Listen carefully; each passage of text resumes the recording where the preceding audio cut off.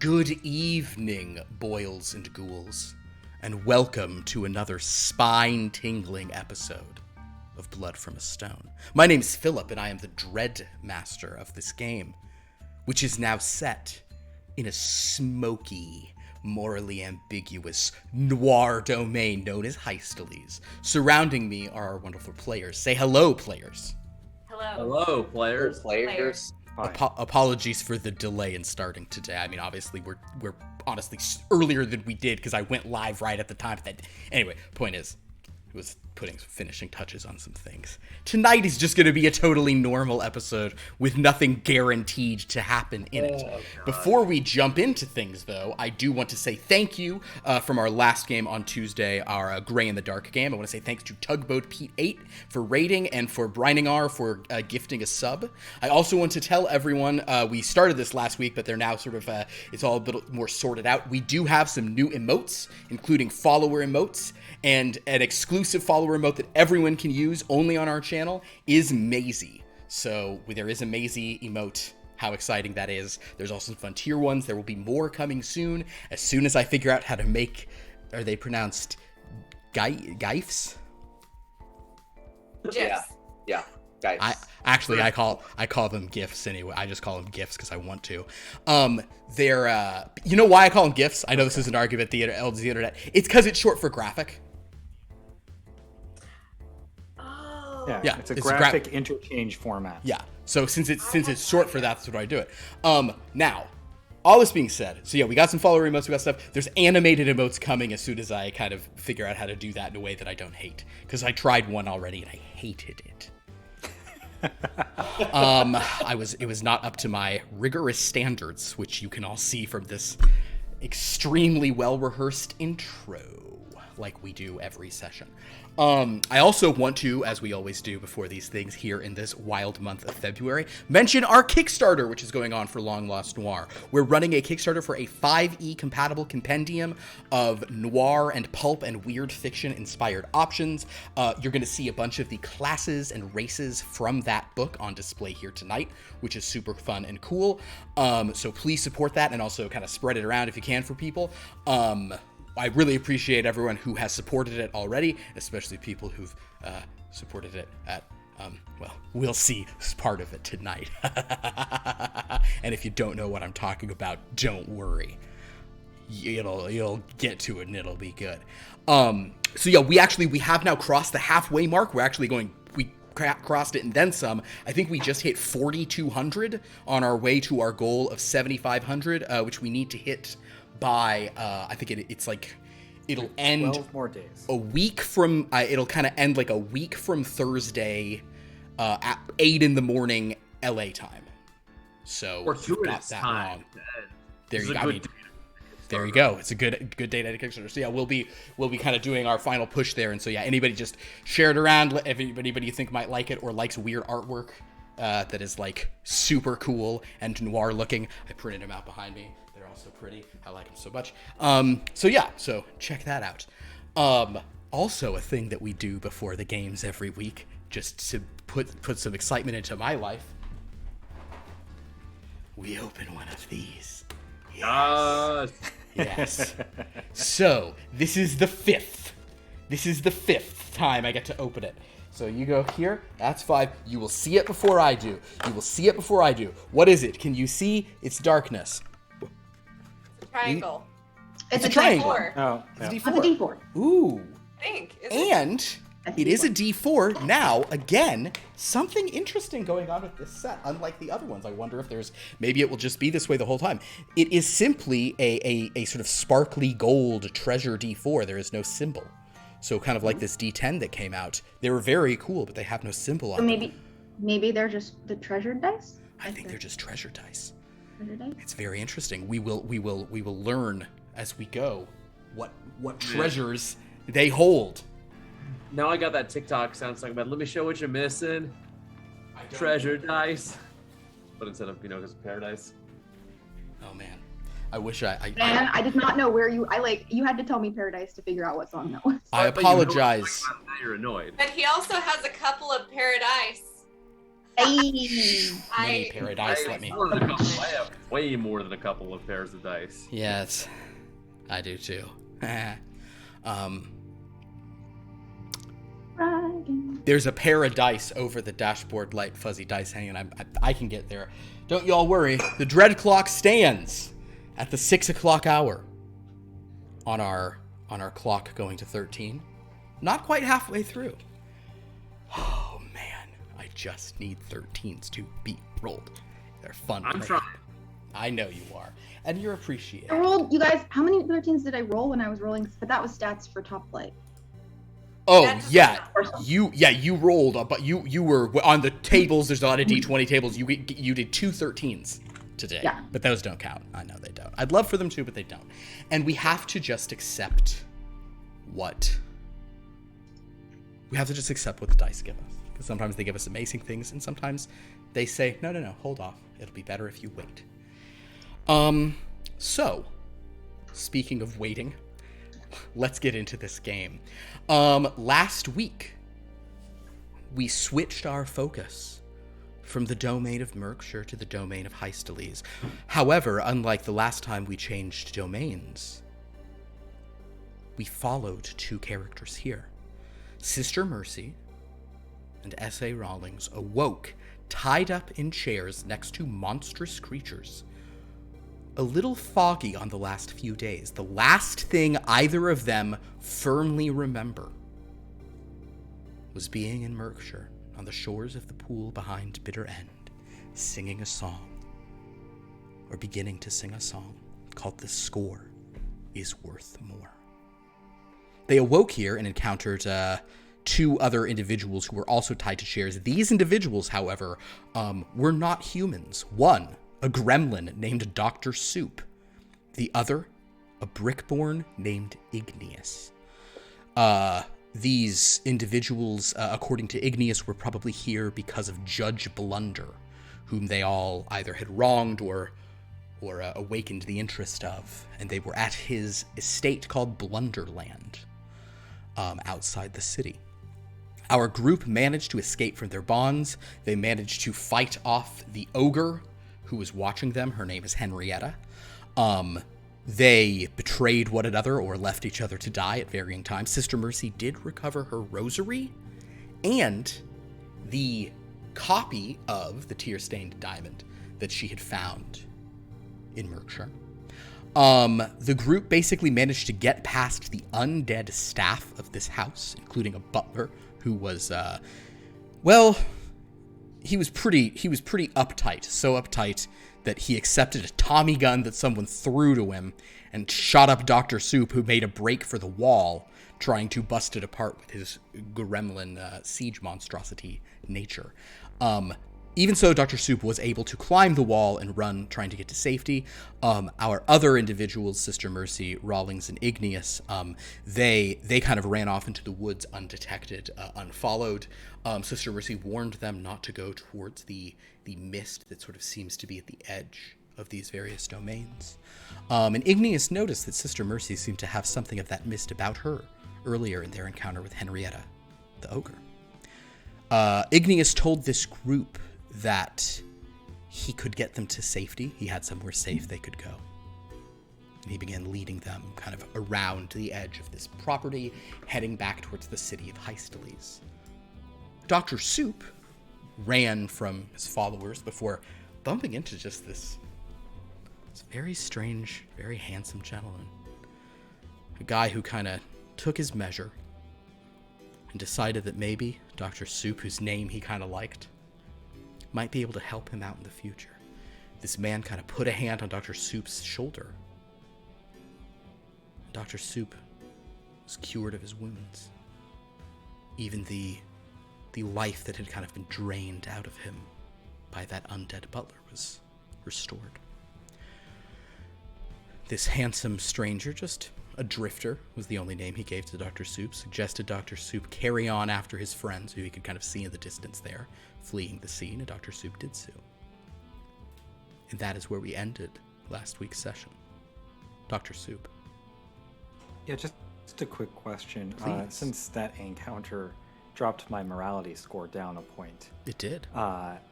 is morality like the other stats? If it drops to 0, do I die? You don't die. Okay. You're just. That's all I need to know. You're. No, that's fine. Okay. So that's the extent of the answer I need. Understood. You're cool with. Yes, you will not die if your morality becomes 0. In any case, it was a very.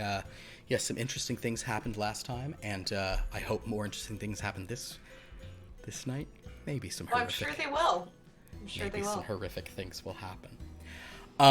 So, to that point, we're going to be resuming kind of basically with Dr. Soup catching up with Igneous Rawlings and Sister Mercy.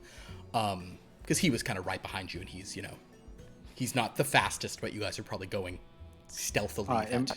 In my flow, I'm pretty fast. Oh, in a flow you are. Oh, yeah, I guess, well, your flow's probably over. You ran for more than a minute.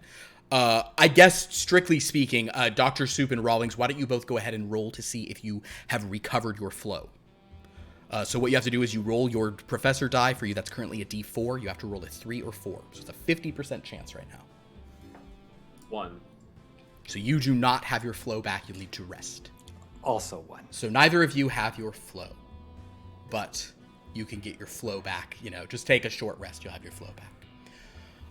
So, with all of that in mind, I guess there's nothing for it but for me to read today's invocation. I like these invocations because they're pretty short sometimes in a fun way. Some of them are longer, but today's is pretty short. Here's our invocation for today. I love this guy. There was nothing wrong with Southern California that a rise in the ocean level wouldn't cure. So, Rawlings, Sister Mercy, Igneous, you hear footsteps behind you. If you glance back, you see a gremlin kind of moving through the woods towards you. Sort of just glancing over my shoulder. I think I lost him. I didn't want to catch up to you until I felt like I lost the trail. Glad you made it out alive. How'd you get out of there? I climbed the wall and then I sort of hid in the orchard. Did we know that he was significantly damaged and that he might be healed? What is your passive perception? Oh, I just lost my. I don't think any of you have 12. amazing passive perception. 12. See it? You saw him get shot at. I will say at the range. What you mainly saw was the wall exploding in pieces of brick behind him. And there is also the knowledge that there's armor underneath my clothing. You do see armor. His clothes are torn up. You see some armor under there. You probably do see some blood in places on the clothes. So it looks like he might have taken some damage, but clearly he's walking. And if you see armor, that's what you see. Is he all right? Yeah. No worse for the wear, so to speak. Yeah, it's wasn't easy, but I'm here. So, excellent. So, listen, before we proceed any further, I have absolutely no clue where I am. Sister, is it the same for you? I do not have any indication where we might be or how I or you relate to this world. Well, yeah, I feel like we have if we're gonna, I guess we're just walking the same way. We might as well, I don't know, learn each other's names. At the very least, who are you all? Start there. My name is Rawlings. S.A. Rawlings, whatever you prefer to call me. I'm a scholar of sorts. What is your field of study, S.A. Rawlings? I've learned much about the occult, about things that science cannot explain. Very interesting. I think that might serve you well here. Here being Heistles. Does that name ring a bell to me at all? Make Or me. Dread Mythos roll you can't. So in that case, for you two, it is actually a religion roll. That is what your knowledge of dread is going to refer to. 24. 13, not natural. Heisteles, Mr. Rawlings, or should I say now Professor Rawlings, is definitely a domain and a land you've seen referenced, and you do think there is a connection between it and the tear-stained diamond in what research you had. Excellent. Okay. Well, at least I'm not entirely lost then. Sister, would you care to introduce yourself to our new acquaintances? You may call me Sister Mercy. Yeah, what a name. I just look. Hey, I didn't mean anything, of it, but these two, they don't quite fit in around here. Yeah, they're definitely out-of-towners. If that's what you want to call it. I mean, much more than a tourist. We Well- are possibly a little further out than out of town, where we are from. Well, I mean, wherever you're from, you clearly made an impression here to end up in that basement with us. Apparently. Yeah, how'd you get there anyway? I'm not sure. Mr. Rawlings? I have not an idea. Last thing I remember is Sister Mercy and I were about to undertake a task, and I do not know whether it's been hours or. I mean, do I get the sense of how long it's been since then? Good question. Make God, what is roll for internal clock? I guess so. I'm gonna Touch your face. Yeah, exactly. Yeah. Sure. Bit of stubble, yeah. Okay, it's- so Make a perception roll. 2 days, perhaps. God damn it, 11. You think a couple days sounds right. Yeah, 2 or 3 days, perhaps. So plenty of time for us to get up to something that would have erased a couple days. You must have pissed off the judge. I mean, everybody ends up in Blunderland every once in a while. But anyway, I'm Igneous. People hire me for services and stuff. I definitely don't work at the Bad Dragon. What is this bad dragon that I continue to hear about, and why did you ask me if I work there? It's a Well, big place. You don't- Probably the #1 industry in the city. And what would that be? True. Entertainment. Interesting. By the way, I am Dr. Who exists no matter where you go, right? Well, everyone always needs a good time. I am Dr. Arnold Soup. You can call me Dr. Soup or Professor Soup. I prefer to have the title. I've been studying for 60 years. I feel like I've earned it. And if you treat me with the respect I've earned, I'll treat you with the respect you've earned, Sister Mercy and S.A. Rawlings. Or would you prefer, a man of letters or yourself, do you prefer Professor Rawlings, Dr. Rawlings? I guess in where I'm from, I didn't have like a formal. Rawlings is fine then. Rawlings it This is. is my academic pursuits have been more of a suddenly the word is lost. More of a nature of passion that has then led me to great lengths. Hey, you learn from the streets, right? No, from books. Yeah, Rita, I get. Oh, okay. I don't got time for those. Anyway, why don't we get out of here? I mean, we got That's a crazy dumb skeleton show. people chasing us. So as you're basically leading them through the woods back to town, go ahead and roll one more survival check for me, Igneous. You have advantage. You already succeeded on one, so you can roll twice. Otherwise, maybe we'll just get you guys lost in the woods. I don't know. Be a great place for something to happen. I don't know. What'd you roll? Okay. Nothing. But you rolled twice, so what two numbers did you No, roll? I only rolled once. Okay. Just so far. But if I rolled once and I rolled a 13, Does that count? Because I have advantage. Well, if you roll lower than 13, then the 13 counts. Yeah. Zane. Oh, 15. God damn it. So what does that get you to for survival? A 15 flat? Oh, sorry. I'm not paying attention to anything right now. Oh, good. 15 flat. 15 flat. So you managed to kind of get them back to town. It's not difficult at this point. You kind of know the way, but you managed to lead them back. We will sort of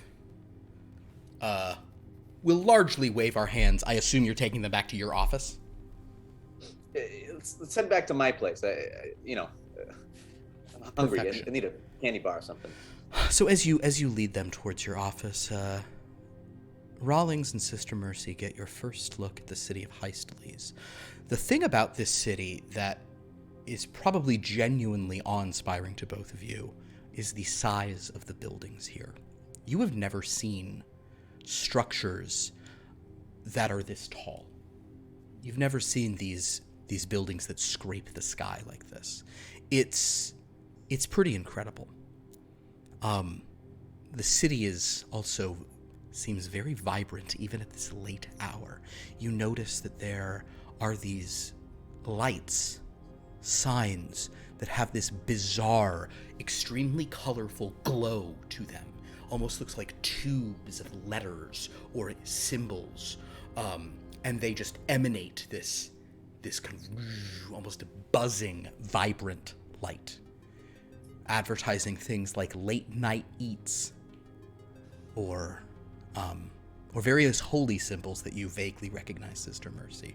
Over 24-hour places of worship that seem tawdry on some level. Strange. The other thing that Sister Mercy and Rawlings are probably very much overwhelmed by as they begin walking these streets, kind of guided by Igneous and Dr. Soup.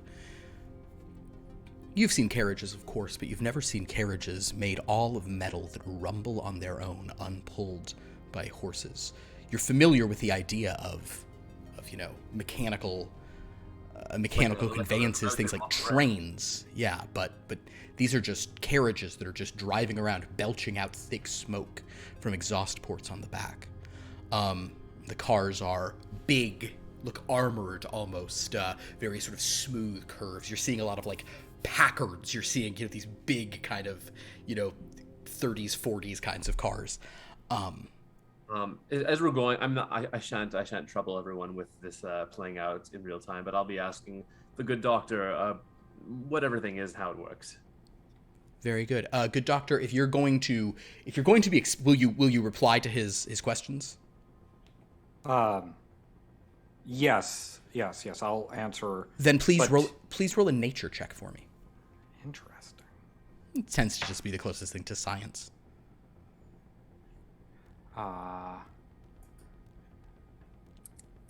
22.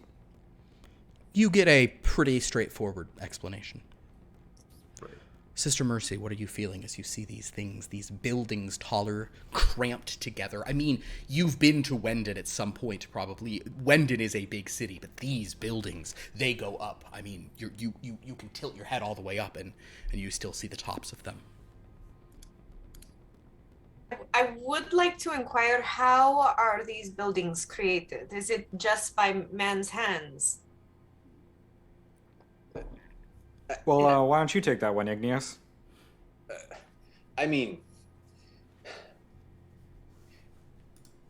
when you say man, I mean we build this here. I mean, this is part of our history. I mean, we built this city on rock and roll. If you know what I'm saying.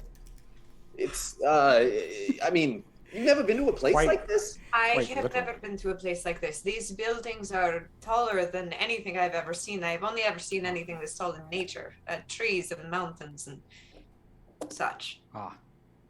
You got to get a hot rock. You got to try this. It's like what is a hot rod? A hot rock. It's Hot rock. It's a delicacy, if you will. It's an appetizer. It's a lunch. This is a food that you eat. Yeah, I was talking about the buildings. Where did you come up with this food? Yeah, but if you want to understand the city, you got to understand the food. Hey, watch where you're driving here. Hey, pizza! I mean, it's a beautiful city. I mean, it's a rough place, but you know, I mean, you came from the mist and all that, but you know, here you are. Why don't you just live it up a little? Speaking of which, you pass an alleyway. There's two small kids sitting there, wearing newsboy hats, dirt on their faces. One is human, the other a tiefling, has horns. The child with horns excitedly begins to unwrap a candy bar. The human kid glances over at them, picks up a baseball. Right in the head. The tiefling kid falls, dropping the candy bar. The human kid picks it up, and there's this moment as the human kid is looking at the candy bar. There's this kind of shudder on them. Dr. Soup, something about it feels recent and familiar to you. But then the human eats the candy bar and sits back down. The horned child sits up, rubbing his head gingerly, just looking at the other one. Kind of this reproachful look in his eyes. Anyway. And we all saw this happen. Yeah, you just saw it happen. I would like to walk over to the human boy. Okay. Actually, make a morality saving throw. Natural 1. So that's a negative. I guess that's just. No, no, it's a -2. -1. -1. That is as it should be. Nothing to investigate. Move Oh, on. I wasn't. It's you feel this is right, and you are not compelled away from it, but you're just drawn in another direction. I was just gonna buy a paper. Understood. Now there's something else. You feel something else, Dr. Soup. Not consciously, but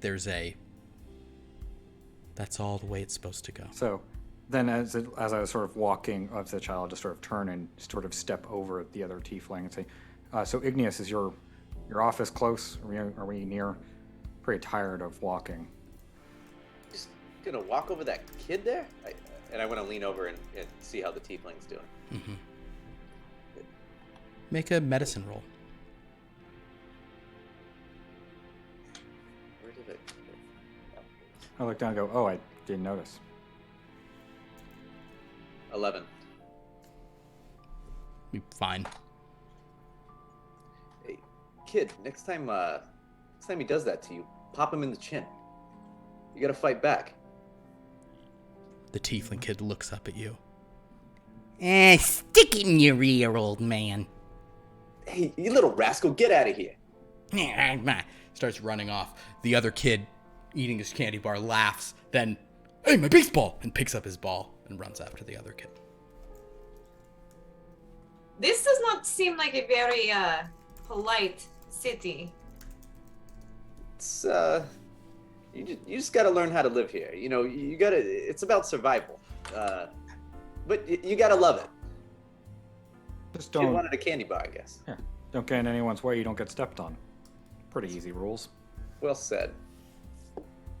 And yes, I know I'm like 3'2", and so that feels like just specific advice for me, but I think it's more general advice for the city. It's more of a metaphor. You guys reach an unassuming building. Igneous can unlock the door here. It's after hours, probably.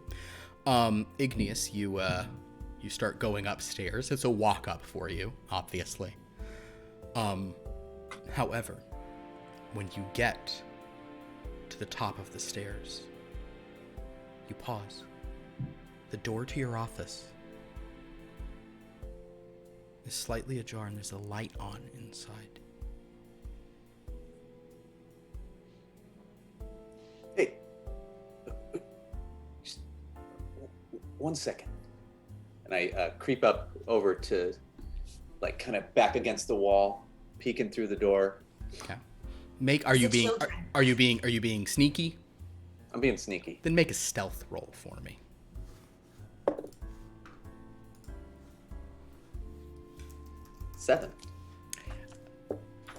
Hattie, Yes. you hear someone sneaking in the hallway outside.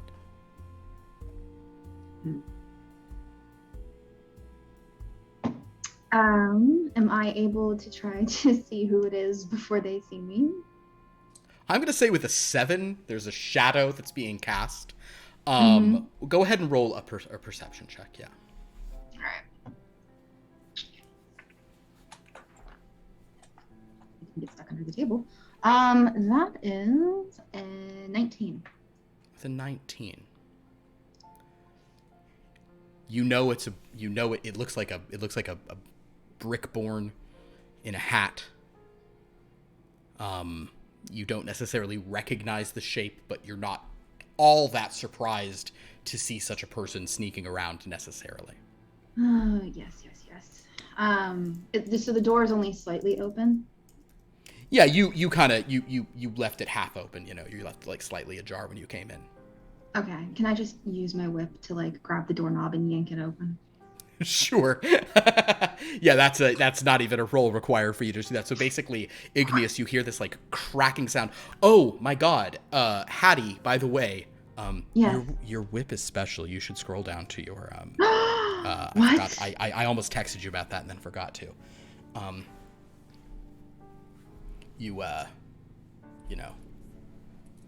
Oh, okay. Yeah, Cool. if you I know you're a fan of a certain red and blue superhero, so you could basically just do that with that. Igneous, you hear a cracking sound and the door is pulled open and sort of standing within. Hattie, would you like to describe yourself? Yes, well, I just crack the door, open it, roll my eyes and go, hello, Igneous.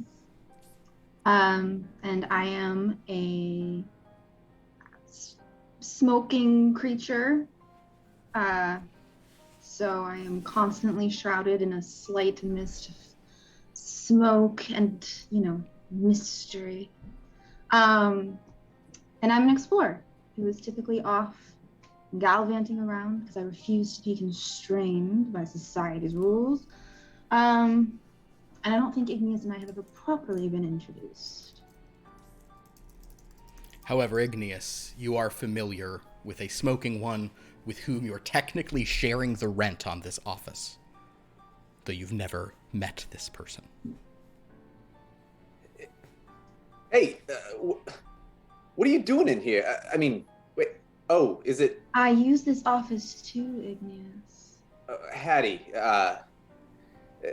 Hattie. Okay, I mean, I thought this was my day to be in the office, but We don't have designated days. We just come and go.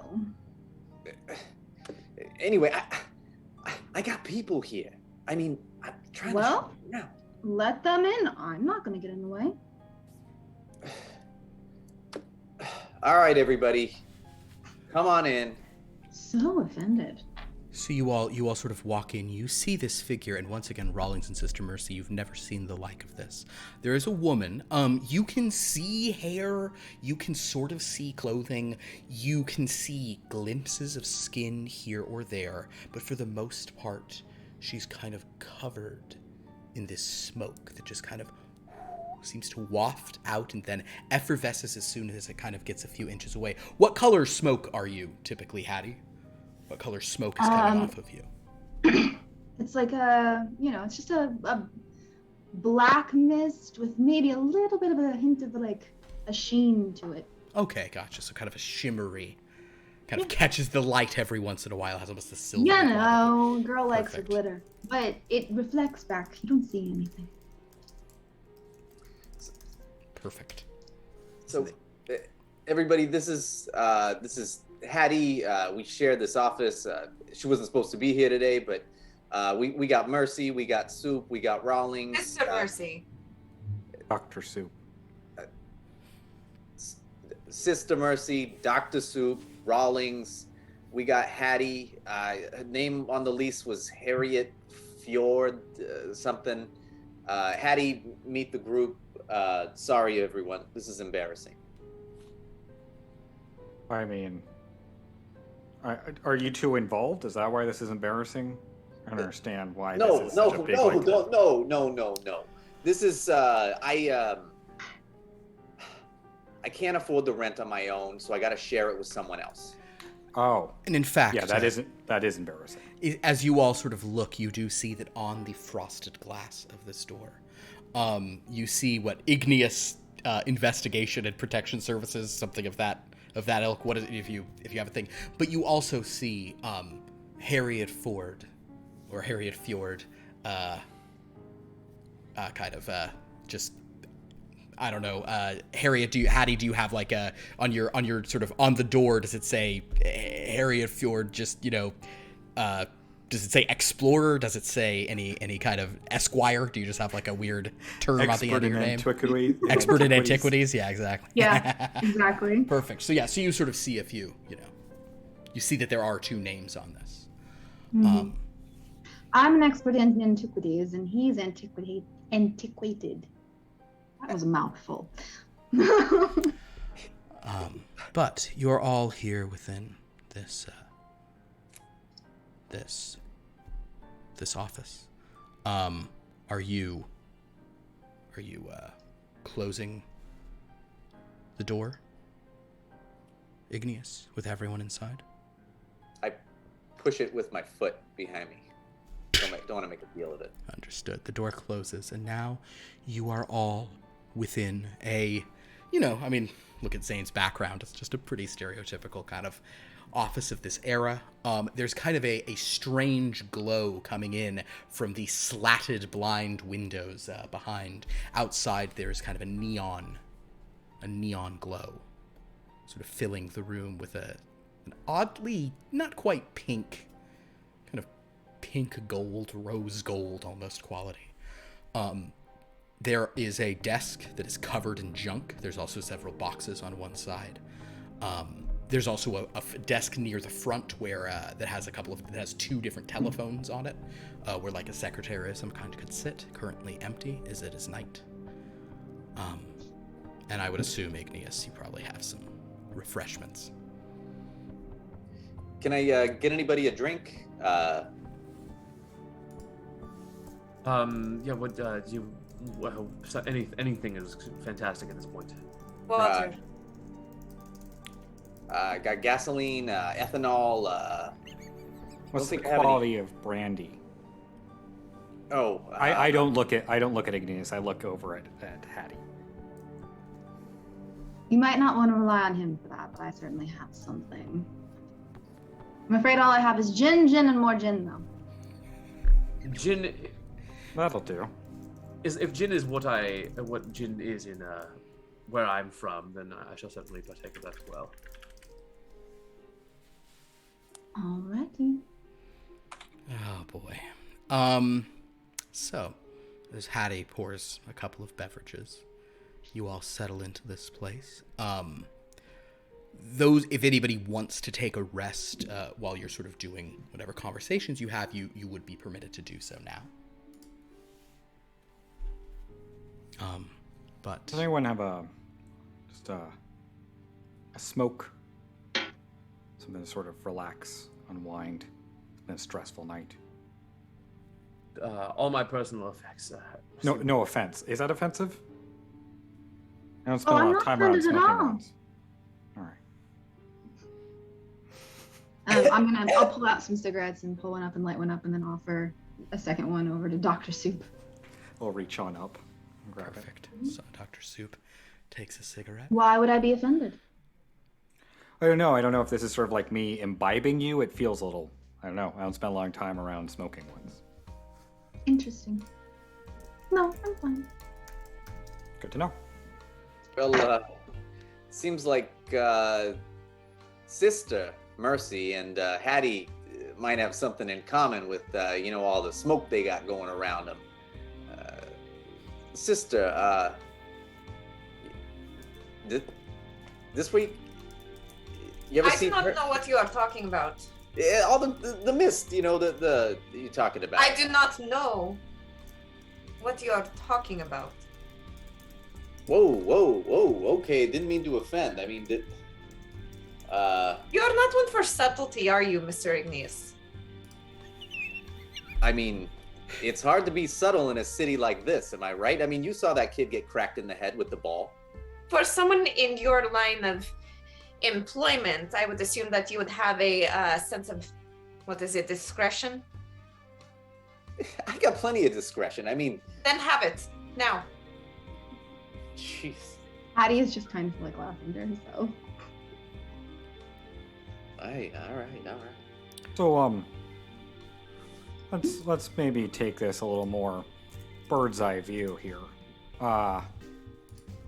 You here were for what, 2 days? You think maybe, and somehow you managed to wind up in the judge's basement. Yes, that's So well, why did you come to Heistales? Everyone comes here looking for something. I don't know. I mean, all I know is that there's one particular thing that I am looking for, but it is not.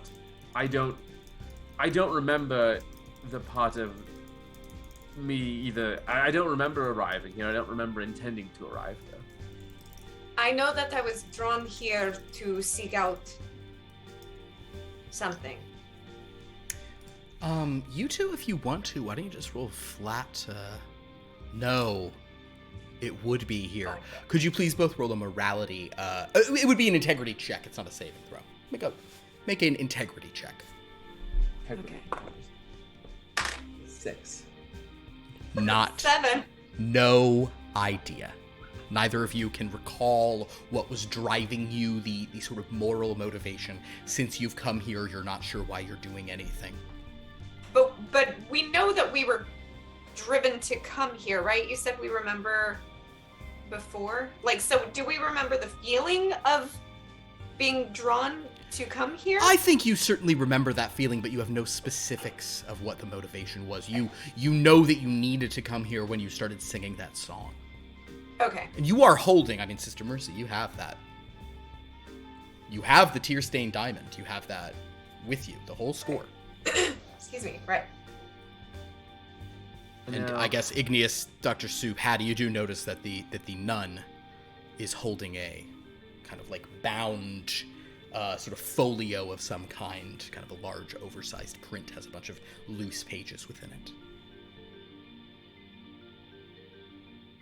Mr. Igneous, I do apologize for my temperament. This has been a very difficult and confusing time for me, obviously. Don't worry about it. Don't think anything of it. I mean, you know how it is. That a Bible? Maybe you can read us a few verses to get grounded again. Isn't that what nuns do? I do appreciate your attempt at reconciling with me. However, this is not a religious... Well, it is a text of some sort that... do I remember its connection to bringing us here? You don't know about a connection to it bringing you here, but you know that it's the last thing you remember, Okay. Okay. You remember that you were trying to cast a spell to contact some other presence for information. Right. Okay. Yeah. This is... It is something from where we are from that I was examining with Mr. Rowlings, and we were trying to determine its power or Where are you from? information. I'll glance over at Rowlings. Yeah, from a domain called Merkshire. I don't know a Merkshire. Do I It know a is- Merkshire? Make a religion check, I suppose.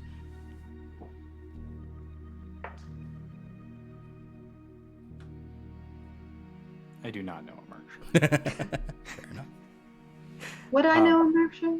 Do I know a Merkshire? I will say would you that like me to you are an take a look at that explorer, text? Hattie. If you'd like to roll religion, you also could. Okay. I do have 21. You know, it's interesting being an explorer here in Heistales because, you do go out and do things, but you really only, You're never really going that far from Hysteles. With a 21, you are familiar with Merkshire in sort of old texts referring to, like, ancient kingdoms of uncertain origin, uncertain knowledge. It is definitely it's like they're saying that they're, like, from Camelot, is the idea. They just said they're from, like, some fantasy. They just said they're from Avalon or Atlantis. Well, that is fascinating. You're aware. Is Hattie all right? You seem to be expert in antiquities. Do you have any sort of title? Any sort of? Hattie's fine. Hattie, very well. Or Miss Fjord, whichever. Well, Miss Fjord, what do you know about this Merkshire? It's almost mythical, which makes them very interesting. Or No, a couple of liars. I can tell you as sure as we are standing here that we are neither mythical nor at least not yet liars. Though, everyone has a chance to prove themselves thus at some point. How do you get to Merkshire? That's a fantastic question. Merkshire is just as real as where we are now. There are, in my studies, as over the course of my years learning about the occult, I had come to believe, and was only, in the last few days proven correct, that there exist more than just Merkshire and Hysteles, you said, is where we are. More than just this, there's literally a place called Paradise. There are other realms or domains that exist separate from each other, yet continuous in time with one another. I will say there may be a connection between our cities and the mist.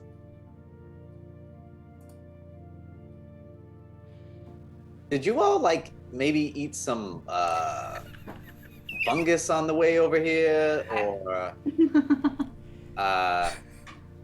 this is sounding a little far-fetched, if you ask me. Are you in theater? There's a theater down the road. You two are actors, right? Oh, No, don't be such a square rock, Igneous.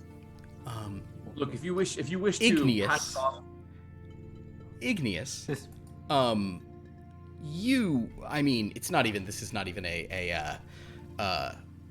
this would not be an absurd thing. Do you have a negative perception, passive perception? Or is your passive perception 9? 12. Oh, 12. Okay, then in that case, Igneous, you notice, she's holding this book and she presented it and Dr. Soup was looking at it. When you look at that book, speaking of them being actors, you see the title of that book. The title of the book she's holding is The Tear-Stained Diamond, which is just a musical. They do it here in Hysteles on stage all the time. It's like a pretty standard musical they do all the time. Yeah, the tear-stained diamond, it says it right on your book. wait, wait. You know about this. Funny. I hate that show. Would I know? wait. Would I have any insight Anyone from Hysteles, there's no way you got out of high school. It's the Phantom of the Opera, right? It's the Guys and Dolls. Guys and Dolls. It's like Guys and yeah, Dolls. it's Okay. yeah. boys and dolls? Wait, how do you know? How do you know about this? Is a mythic tome of dread? This is an ancient text. Yeah. It performs 5 days a week. I'm not gonna buy your tickets, whatever you say. Okay, is that why you were at the judge's house? Because you had a piss poor performance? No, No, I Oh, don't. maybe they forged tickets. Did you forge tickets? No, this is. I do not know why you are laughing. Dr. Soup and Igneous, please both of you roll a flat intelligence check. I have a question, Philip. Okay. Do I know what? So I know that the tomes of dread are numbered. You know that tomes of dread are You know that the primary tome of Dread is the Book of 13. I don't know that you know that the other tomes of Dread specifically are numbered. Okay. And then, 19. can you remember what are the names of the other tomes of Dread? So there's the one from Paradise. There's the Hunger one. You had A Taste of Paradise, yeah. and then there was Dread Magics of Dead Ignador. Fascinating. Okay. Which was one, and then of course the Book of 13. Dr. Soup. Now that they mention it, like when you guys were escaping, someone in that backstage area you were in was loudly singing that song from the Tear-Stained Diamond that's like a jazz standard that the score is worth more. Someone was belting that from somewhere. Would that have been a recognizable voice? Like, did the judge have a private performance? Oh, like, I was see that what Kristen you're saying. Chenoweth performing at his That, house? golly, what would that be for you? Make another intelligence check on that point. 12. 12. You did not recognize the voice. I mean, is Dr. Soup much of a theater goer? I mean, not so much the musicals. Then it would be unlikely More of you'd a even Beckett be. fan. Great. So yeah. So basically you recognize the song, but you didn't recognize the singer. So Yeah, Rawlings. But those are the tomes you could kind of say off the top of your head. And so unfortunately, A Taste of Paradise, you don't know where it is. It's not on your person. It was taken. So I am beginning to suspect that. So in my studies, I have encountered these tomes of dread. Initially, I thought they were. Initially, I thought they were simply mystical or supernatural books and other papers and manuscripts written, by people from my world who had seen other things. But I encountered one from Paradise. I encountered one talking of a place called Paradise, and then I encountered someone, a being from Paradise. And then we had the Tear-Stained Diamond, and now I find that this is something from here. This is not... Look at this. Look at the bindings on that. Does that look like something that you would find if you were in the theater here? I was just going to say, can I look and see like a publishing date on it? Can I? So, in that Can you do an case, Arcana check on the book? you may do an Arcana check on the book. Dr. Soup? Is there tomes of dread? Is there anything in the historical record? That trigger? Okay, tell you what. Hattie, if you would please make an Arcana check on this book as you look it over. Dr. Soup, roll a religion check on Tomes of Dread. And Sister Mercy, please make an investigation check as you pore over the book. 17.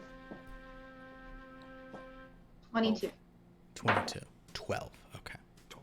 You don't have a +4 to investigation, do you, Sister Mercy? No, I do not. Okay. I have a +1. Just asking. It can be on your times or it can be on a different thing. It's all good either way. Sister Mercy, with a 17. One thing that is notable is that you are fairly confident that the bindings on the outside of the book and the little note that says the title is from Merkshire, but the pages within are printed in a very different style, and you don't see any, there's not really publishing companies on them, but those don't seem to, you're honestly almost beginning to think, maybe the pages inside are from one place, and then in Merkshire it was bound inside of this form. Do I get a sense that the pages are also from another time? Like the material, is it something...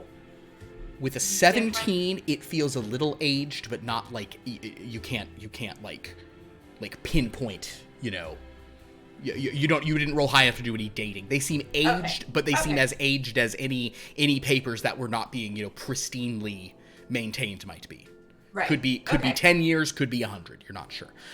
Dr. Soup, You rolled a 12. You've never heard the term Tomes of Dread. It sounds like dime store novels. Yeah. And then Hattie. You rolled a 21 on an Arcana check. 22. 22. 21? Did I say 21? 22. I rolled a 17. You may have said one at the... Yeah, okay, perfect. So in that case, with a 22, you look this tome over. You are very careful. And Hattie, with absolute certainty, you know that this is just the fucking music and libretto of a musical. Oh, nice try, folks, but can't fool this one. So I'll look at Sister Mercy and I'll say, then I believe that this is, while we are here, this book, this shall do us no good. While we're here in this domain, all the songs, all the music within, they are simply, it is just that, it is simply music. While if we were to venture to paradise, that would simply be a novel. Yes, the music within. Listen, I turn and I look at the three weirdos here, and I'll look first. Dr. Soup, you are an educated man, yes? Yeah, quite. Would you claim to know everything? Depending on the subject, yes. What subjects are you most educated in? My primary expertise is the Neolithic Dwarven period of the historical record, but I like to think I have a well-rounded understanding of most of the historical record of Heistalese. Fantastic. So you would agree that if there were places not Heistalese, you would know very little of the historic record. Probably, yeah. Excellent. Igneous, you are an investigator of sorts. Yeah, I snoop around and figure stuff out. So you would say that that your job is finding answers when things seem confusing. Yeah, I guess in a reductionistic way of saying it, yeah. And Miss Fjord, you self-professed explorer. You like pushing the boundaries of what is out there and learning new things. You don't know me. I am just going based on what you have said. Is this the case? It tells me more about you than it does about me.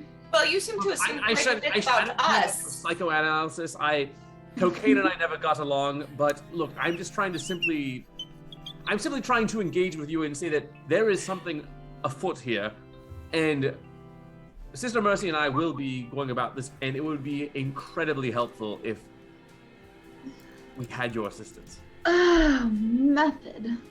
Have you tried wine? Putting the cocaine in wine, I mean, it balances it out. I mean, yes, it's whatever, it's fine, it's a great time, but it doesn't help me get it. It's beside the point. Are you quite finished talking about your snuff habit? That's pure Dr. Soup. Sister, what sect? Are you actually an actress or are you a real nun? What sect are you with? I am a nun. What sect am I with? I don't know. In The Sacred Heart. Sure, yeah. Say you're of the Order of the Sacred Heart. That's great. Order of the Sacred Heart. Which may not exist here in this particular place, but let me ask the three of you. I'm sure that exists everywhere. What do you know about the mists surrounding this place? Now that is actually a question that Hattie will know a fair bit, and apologies for not sort of sharing this with you earlier.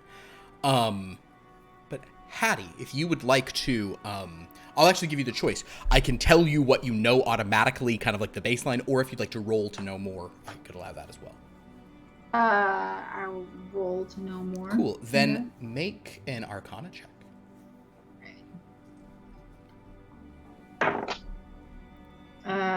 23. 23. You're inching up every time. I know, I rolled an 18 this time. That's beautiful. With a 23, you are familiar with the mists. In your role as an explorer, you actually know about them very well. Now, you are a smoking one. This gives you a huge advantage in those mists. Most people who go into those mists become exhausted and unable to heal themselves, and they eventually stumble out of them, and they're kind of out of sorts.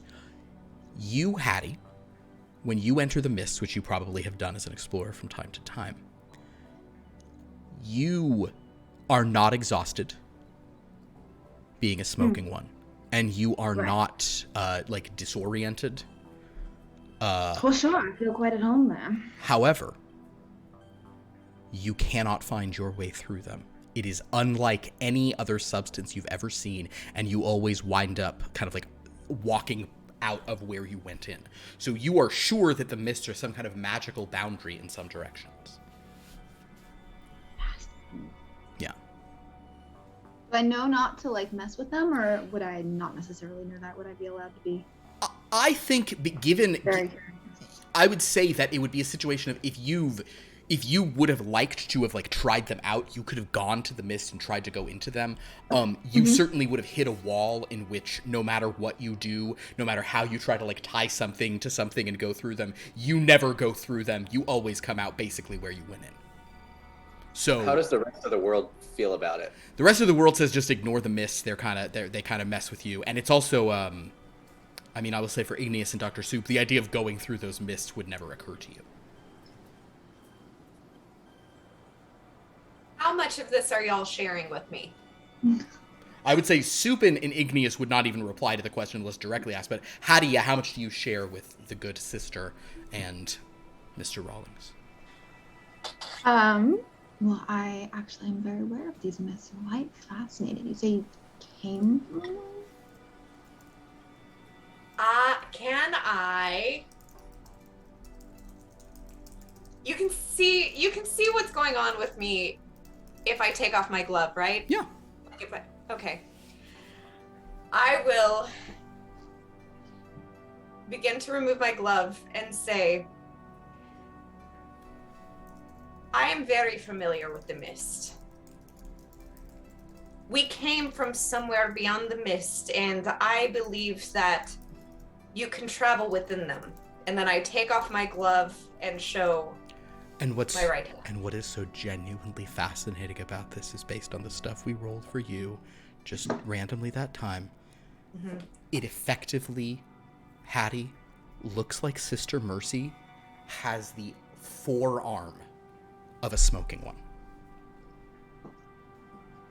Hers, however, you've never seen someone who only has this forearm of it, but what's really interesting about hers is that it's this gray purple, and it is those mists, and they smell the same as the mists on the edge of town.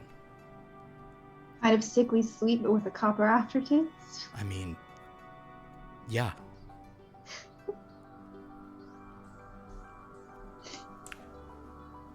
I'm gonna wrap her arm and start looking at it. I will snatch my arm away.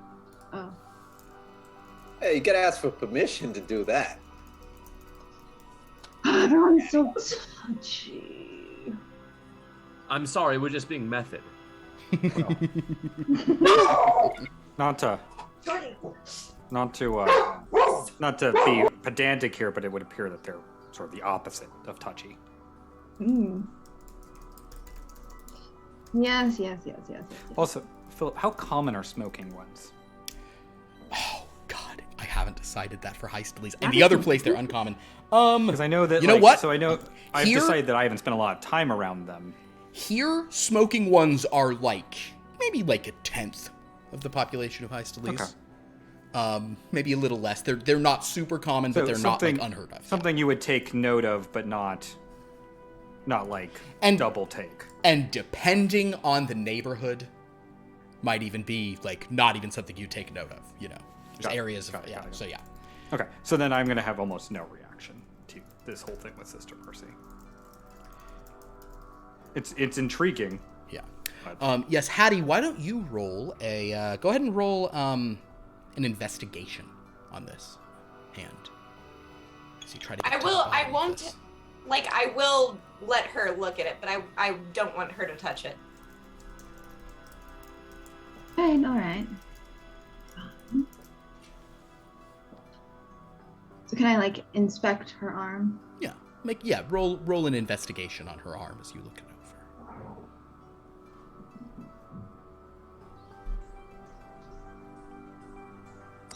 25. That's a nat 20. Golly, you really just inch it up. On Jesus. I will also super say that high tonight. and explorers have some. Let me phrase it to you like this: Hattie is explorers are crazy. She also picked the subset of it. Hattie's character has a 0 wisdom and is not proficient in perception, and has a +4 to perception. Nice. Good to be an explorer.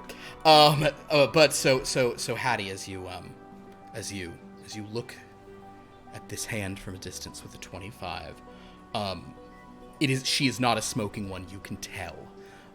It is not emanating sort of evenly from the pores like your sort of smoke does. You think with a 25, you basically know exactly what happened. She has some of the mist from out there, which you know is somehow an arcane, eldritch, impossible thing. She has some of it within her arm. Whether or not it is stuck there, whether or not her arm is summoning it from there, or so, you don't know. But there is like there's a reservoir of it taking up most of her forearm, and slightly sort of leaching out at times. I've never seen that before. Does it hurt? It is exhausting. Mister, when did this occur? Before I met you, Mr. Rawlings. Fascinating. How did this happen? Do you know?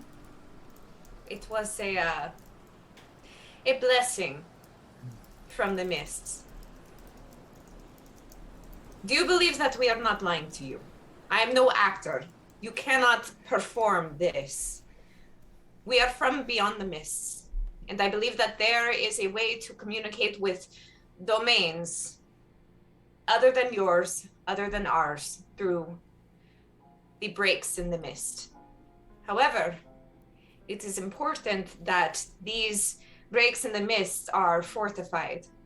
I do not believe that those of us from other domains should be in yours and ours and so on. So, I'll put my glove back on. so then if I may ask the question again that has become even more pertinent, I feel like. What did you two come here for? An addendum to that, what have you two gotten us all into now? Well, it appears, Dr. Soup, that you got yourself into your own trouble, so do not assume that we are getting you into more trouble than you are already in. However, we are trying to see what is going on with the breaks in the mist. I also, so again, specifically, my memory of the last 2 or so days is not present. However, the last several weeks, a couple months of my academic journey has led me on a search for a specific tome called the Book of 13, which is, based on what I've just now learned, I believe, so like I was saying, the tomes, please do not laugh or dismiss this. These tomes of dread, I believe that this is the, for lack of a better, the I don't know, progenitor, the overarching, if there were a pantheon of deities, for example, and represented by these tomes of dread, this would be the creator one, the top one, the one that control, the one whose influence extends to all others, and would probably, I imagine, be present in all of these realms. Can you please speak English? What did you just say? I'm looking for a creepy book. Oh, yeah. Sounds like a creepy magic book. A creepy magic book, yes. This book may also contain knowledge about the manner in which Hysteles and Merkshire and Paradise and Icthador, another one of which I have heard, are all interconnected. And I was inexplicably drawn here for something. Do I still feel the pull of whatever? No, you don't. You are not. You're not driven. You're no longer sort of charmed the way you had been. But as you're sort of Oh, Go ahead. sorry. No, good. What sort of sense do I get about that? Do I get that I was supposed to just end up here in Hysteles, or am I was I supposed to find something, or do I just have no clue? Make another integrity roll on that point. Integrity. Yeah. 7. Why you're doing what you're doing, you don't know. You just couldn't say. At this point, Igneous, you feel a little tickle on your hand. Are you sitting? Are you standing? I'm standing, kind of leaning up against the... Leaning against the wall? Sure. Then you actually feel a little tickle kind of on your shoulder. You glance and you see there's a spider on your shoulder, just kind of...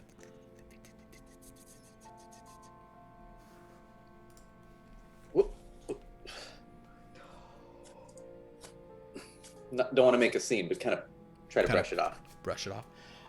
Go ahead and roll. You just try to knock it off, basically. Make a sleight of hand check then.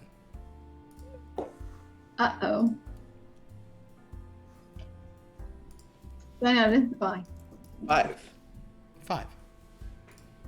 The kind of spider just crawls away. You're unable to knock it off of your shoulder. Did I notice this? You see it. happening? Yeah.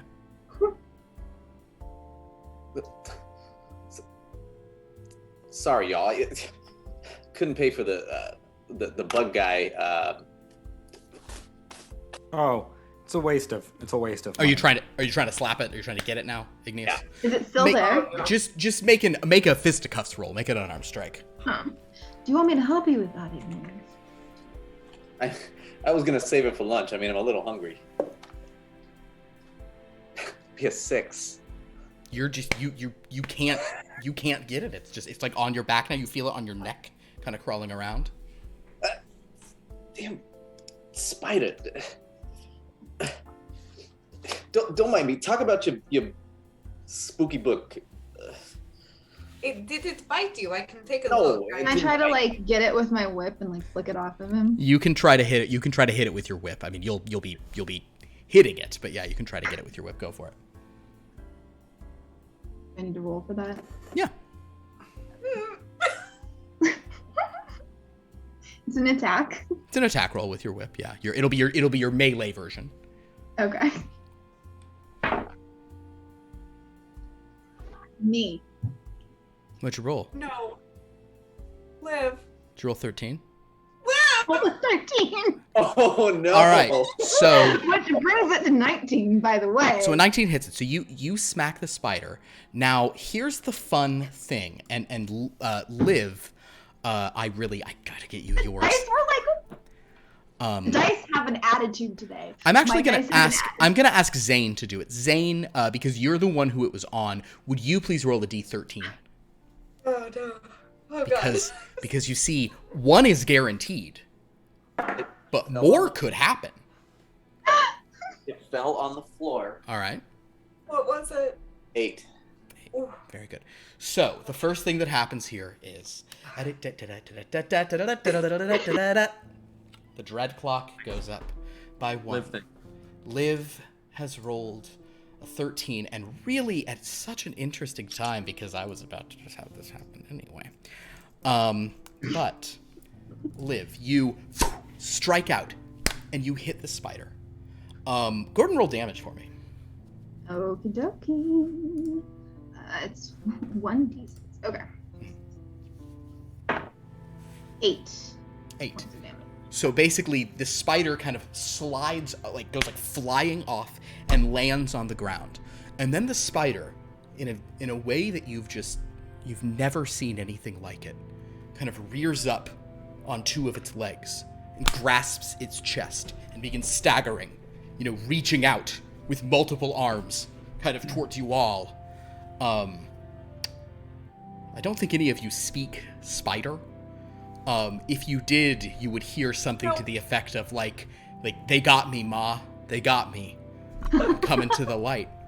What language do spiders speak? They speak spider. It's not a language most people I can- would speak. Yeah. I can Okay. intuit that. You get the sense of it. It's kind of doing this. It's kind of going like this. And at this point, the I feel like I see spider it grabbing its chest. the spider falls, all 8 legs. Wait. They don't speak HTML, the language of the web? They don't. Good night, everyone. Well, never mind. Then this surge is going to be bad. So the spider dies on the floor. And there's this moment. And I'd actually like for Igneous, Hattie, and Dr. Soup to all roll me a history check. Alright, y'all. Sorry I got a 13, but my dice have had an attitude today. It's wonderful. No. Nat 20, but it's a 21. A 21. Okay. Do it again, Liv? No, I crit failed. I got a 1, which brings me to 5 for the Wonderful. history check. 19. 19 for you. Okay, so Wow. The Dr. dice are Soup, mad that I was it actually talking doesn't go shit. into it, but Igneous, as you sort of saw the spider get, there's this thing in your brain for 1 second where you're like, oh yeah, there's that urban legend about how you shouldn't ever kill a spider, because if you kill a spider, Crawly's creepies are gonna come for you. It's creepy. You have a... I don't... That was pretty dramatic, though, wasn't it? It was an impressive strike. Yes, Yeah, what? and Very then precise. the spider die in there, but I mean, that old myth, like that, like we shouldn't be doing that because the creepy crawly thing, and You mean the children's What in story? the- yeah, I mean, like I'm Yeah, looking at Rawlings, like, what are they talking about? superstition. I mean, don't worry about it. Is this something I should have read about in a Tome of Dread somewhere? I mean, No. maybe at your bedtime as you're getting tucked in, but Or like a book of fairy tales. Unbeknownst to the These characters, human fairy tales. the camera sort of pans over as these shadows cast very stealthily of these sort of strange multi-limbed creatures that are sort of moving around the window and out through the frosted glass, moving across. And as they're discussing children's stories and fairy tales, the glass of the office window breaks, and 4 figures, small, multi-armed, and terrifying, burst through the walls. They are wearing trench coats with multiple arms and large fedoras, and all are carrying switchblades in multiple hands. And that is when you see these Cheetines, 4 of them, coming for you all. They are going to have advantage on their initiative roll because Fair. they're ambushing you, but you do get to roll initiative because they will not be able to get to and make an attack in time. But let's go ahead and roll initiative upon the Gotta make Cheetines. sure my Or maybe they're hive Chitines. is I good honestly to don't know what the... It's chitin. Are they Chitines? Is that how you pronounce these monsters? Because I think they're chitinous. Chitinous, right? yeah. Yeah. Very good. Well, the Chitines come in then. And away they go. But they have advantage on their roll. Oh, that's amazing. That was better. All right. Is anybody 20 or higher among you lovely people? Yes. Yeah, I bet Hattie is. Rawlings, what are you at? 3. 23 for Rawlings. What are you at, Dr. Soup? 24. All right. And Hattie? I'm at 23. Y'all are not supposed to be that high when I have plus 7. Rawlings, what is your... Beat chess, my friend. They all both of actually all these classes have some very intense whatever stuff. Rawlings, what is your dexterity modifier? +3. +3. Okay, so actually it's a tie between Rawlings and Hattie. Who would like to go first? Ladies first, of course. Okay, so it'll go Hattie, then Rawlings. Great. And then the rest of you are not over 20. Perfect. The No, teens not are perfect. Awful. Horrible. All right. By the What do way, you, thank you to whoever caused this. Sister Mercy? What are you at? Not natural 13. A 13 and Igneous. 16. Okay. So, Dr. Soup, you see these creatures come in. So basically, just imagine these, Yep. but wearing trench coats and fedoras. with knives in their hands and just kind of coming for you all. The very interesting thing about them is they seem to be muttering in sort of a strange, spidery language, but you can occasionally catch a word, and they're saying things like a leg for a leg. It's very strange, or a leg for 4 legs. So, in any case, Dr. Soup, what would you like to do as these creatures come through? I will say, Dr. Soup and Rawlings, this is rough. Neither of you recharged your thing. Ooh, We've not finished. have we finished a long rest? This will simply be, It's a short rest. We would get it back on a short yeah, exactly. Would you have finished a short rest? Have you been here talking for an hour? I am doing this by. This is a coin flip.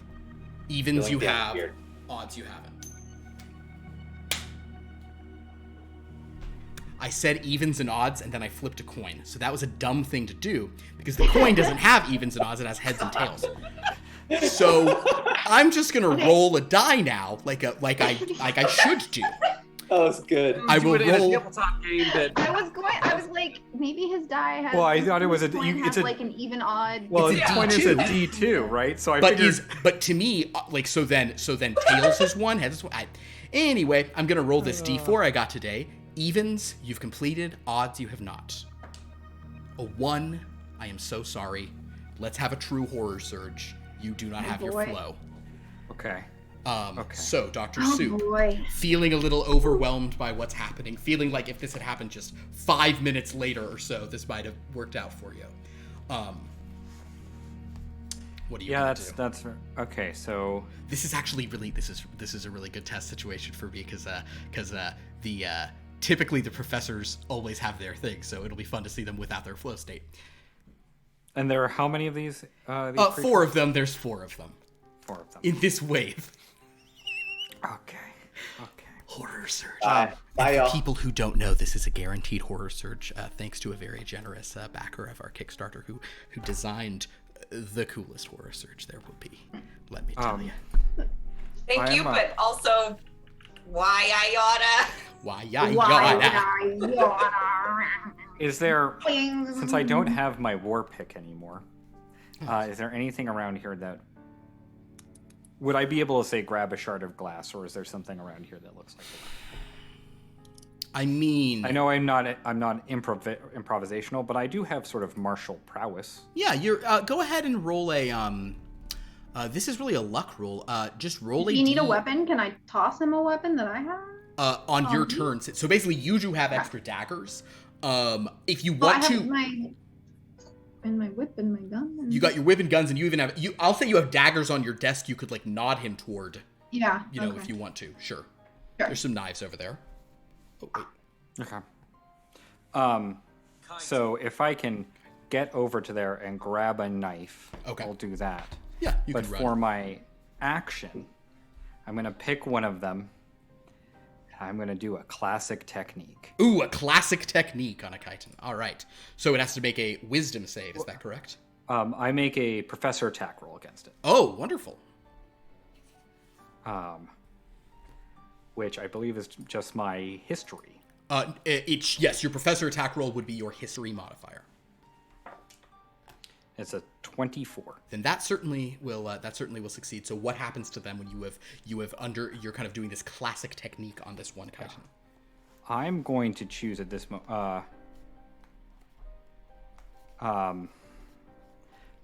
this is now when they make a wisdom save. I'm going to choose that option so that I make a wisdom saving throw. If they fail, I can roll my professor die and subtract it from their next It was attack. so high, and then it rolled. That will be a 6. A 6? Yes. Yeah, that's so a failure. you get to subtract this from their next attack. Yeah, on their next attack, I get to roll a d4 and subtract from it. Perfect. All right, wonderful. So that one has been classic So that's techniqued. That is your turn. Hattie, you are up. These 4 spider things wearing trench coats and fedoras. For a second, you're like, are these gremlins with extra arms? You're not sure. These chitins. What are you gonna do?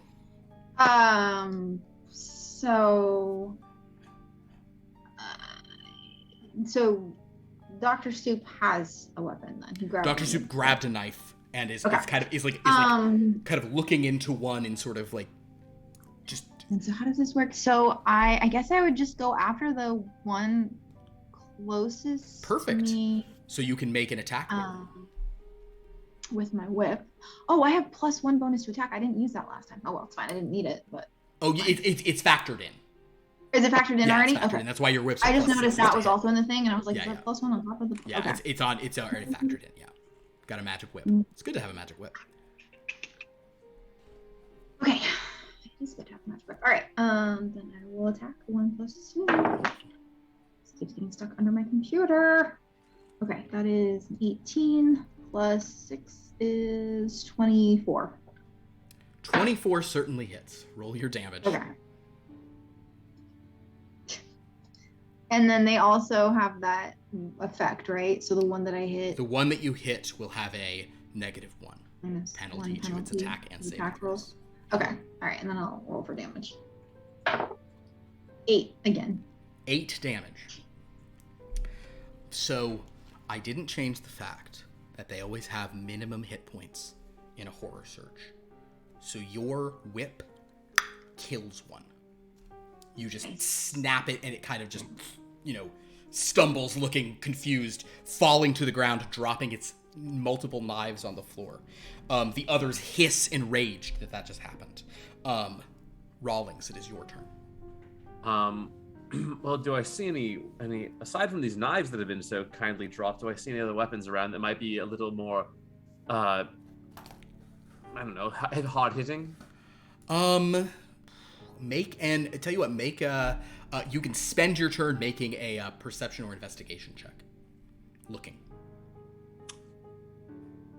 How big is the room? It's like probably 20 by 20. Okay.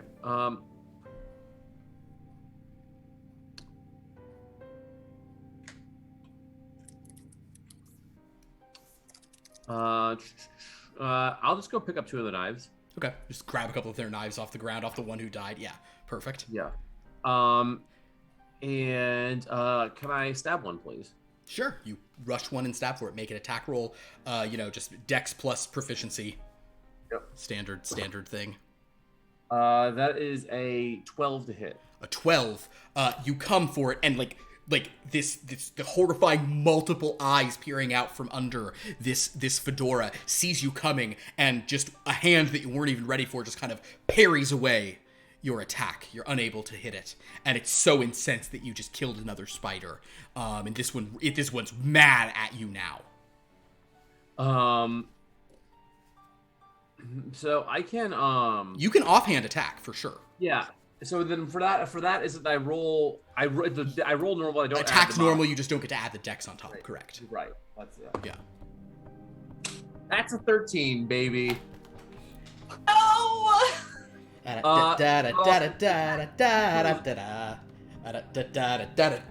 13. Can you roll a d13 for me, please? Yes. Oh my It is God. 18 over. An 18 does hit overall.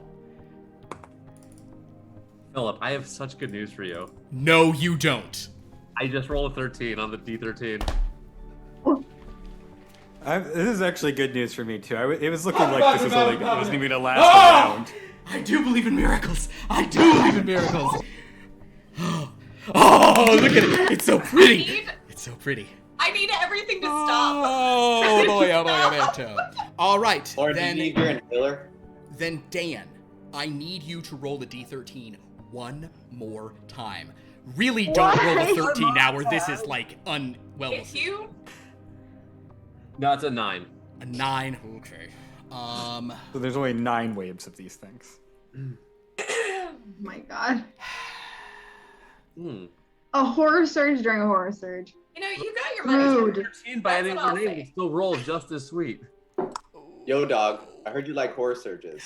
I'm gonna give you a horror surge. So much good stuff is happening now. There was only going to be one of them left after Dan's turn, so we gotta try our stuff out, guys. No. This should be exciting. I'm fervently trying to survive. I wanted Hattie to survive at least one round, y'all. You're the only one of us that has a weapon right now. I Really. got weapons. There are a bunch of knives that just fall to the ground. You could all be armed. This will be. Not true. Okay. Look at you love Okay. God. Okay. All right. Well. Well, I guess Igneous is a weapon. Yeah. His whole body is a weapon. All right. Well, that'll happen on a subsequent round. Oh my God. What is happening? No, what's happening to 9? We don't know. I rolled on the. I looked at the table and. We're gonna find And out. all right. So that happens, but The dagger does 1 point of damage. that one is incensed at you Excellent. and is going to stab you with 3 daggers. That being said, it's not. I mean, they don't. It's not the most highest to hit thing in the world. I'm gonna not use that die because it is a murderer one. I will use this one instead because we need a little bit of stuff. A natural 1 is the first roll. I will say with a nat 1 on this, it actually stabs so hard that its dagger goes flying out of its hand. So this one only has 2 daggers in hand. Roll. Is it? I just want to know which. If the one I. No, the one you're at is kind of the one nearest you. This is the one who's like facing off with Rawlings. That one, I believe this one is going to hit with an 18. Yes. You can still use your 1 reaction per round to block. I think. So I right? do. Yeah. Well, I mean, my AC won't get high enough for that, but Sure. I'm not wearing any armor right now, right? I don't have like. They wouldn't have taken your armor off. So, oh shoot, do we have it on your sheet? What's your AC? Well, no. I mean, I know. So like right now, my AC on my sheet is like if I'm wearing armor and have like leather armor and have a shield, but like I don't have a shield. Obviously, You don't have a like- shield, but you have your leather armor. Right. So my AC right now is 14. Then. Okay, cool. So this one did hit you and got you for 4 points of damage. Right. And its third strike against you is a natural 20. So that's 4 plus 3 plus 2, so that is 9 more. As this thing just... Right. And this one is really, like, it missed 1 strike, but now it is just on you, and it is just so mad that you attacked it, and you did stuff, and you cut it, and this one just wants you to die, and it's just muttering in your face in this crazy spider language. Okay. The one who you affected, Dr. Soup, its first attack, you get to roll your d4 and subtract from this. Yes. I'm going to be charitable and say, it's the first attack? Seems like it. It just says All right. Well, we'll say its second attack missed. Let me try the next one. Okay. Go ahead and roll this. Go ahead and roll this last one. I'm just gonna have it a 1. Okay. So then I will imagine because it rolled an 18, so that's a 17, then plus 5. So a 21 hits you, correct? Yeah, that would hit. Okay. I'm very sorry. So only one of their things go through, but it only rolls 1 on the die, so that is 3 points of damage to you, Dr. Soup, as it stabs at you. The last one, one had been coming for Harriet and was immediately killed. One went for Rawlings and is in it with him. One is going for Dr. Soup. The others are in there, and this one kind of like is going to make an insight check to see if it understands who killed the one on the ground. It does. It knows that Harriet killed the little one and killed another one. So this one is coming for you, Harriet. That is an 11 to hit, which I don't think hits your AC. Nope. That is a natural 1. You guys should ask me to roll this die all the time. And that is a 3. So that will be a 7. So that does not hit. So this one stabs at you multiple times, cannot get a hit on you. Okay. That is their turn. Igneous. There are a couple of these things. There are still technically 3 of them up, and they have invaded your space. What would you like to do?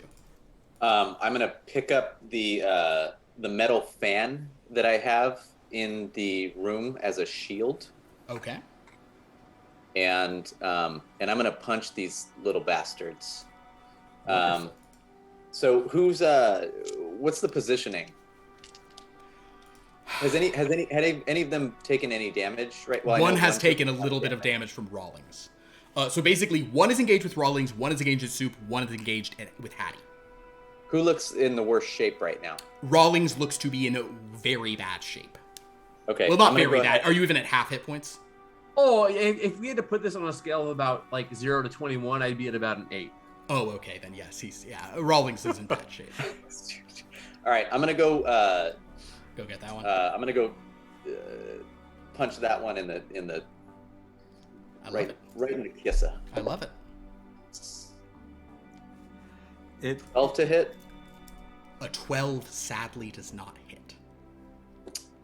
and I say balls. Philip, it does say in the classic technique that I am familiar with their weapons and armor and can share this information.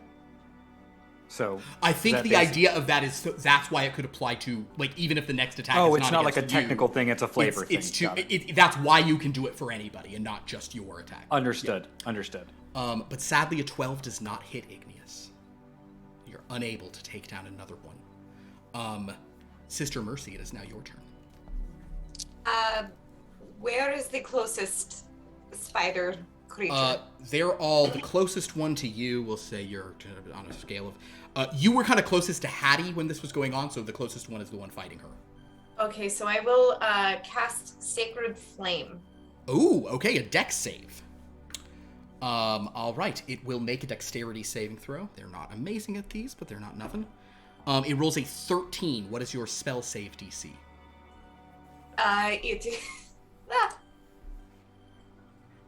Where is that on this paper? It's up in the top. right. 13. 13. So it passes. Damn it, it saves against it. I'm gonna say, Sister Mercy, you haven't done this yet. You can enter a frenzy, in which case enter a fervor. Yeah, a frenzy. You can enter a fervor, and that raises it. Just for future reference, that's a thing you can do as a bonus action. I'm holding off on that. Understood. All right, so with that, it manages to get away from that, but now it sees you. I will, however, say that in doing that, this kind of burst of radiant light, you do see all three of them kind of, there's no real mechanical effect, but they all kind of, they don't like the light. If this were a daytime fight, they would be rolling at disadvantage. They're not so about the daytime. Well, guys, this has been fun. So now I have to roll initiative for wave 1 of the other people coming for you. Oh boy. I don't really like that you say so wave one. So they get rolled before we have another round? They enter at this round.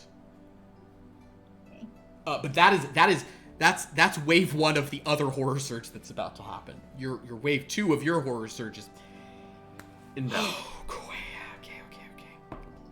Okay. Great. That's terrific.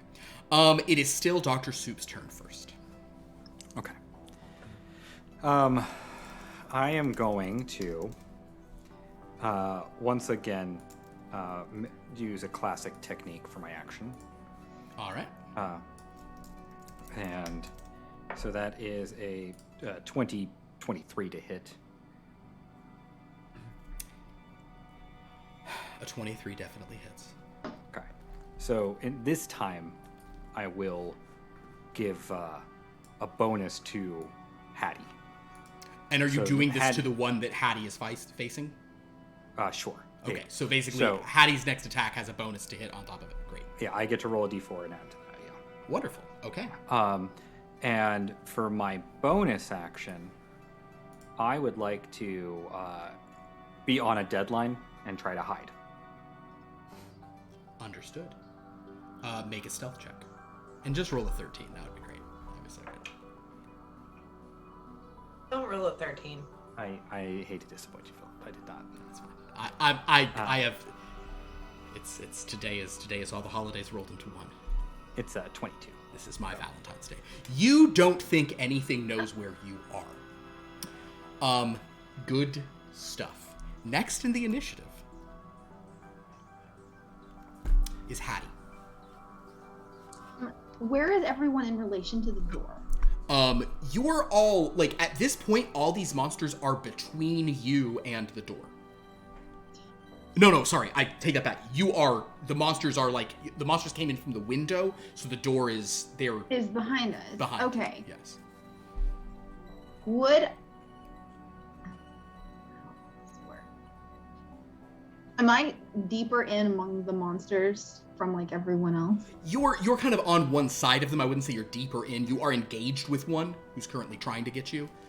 And you do have this bonus from Dr. Soup on your next attack roll.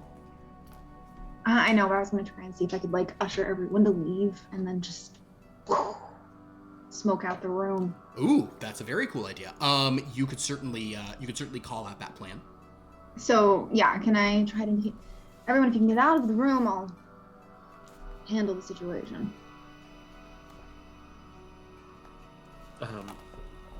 Okay. Response? Like, are they gonna indicate they're gonna run? So basically, my question is, because the smoke is around me, are they gonna be able to find their way out if I? The smoke will be a 10-foot radius from you, so it will be obscured for them. So it might be tough, but since they hear you're doing it, what you might want to do is like you could hold the action of doing that and wait until everyone was past you, and then you could do it if you wanted to.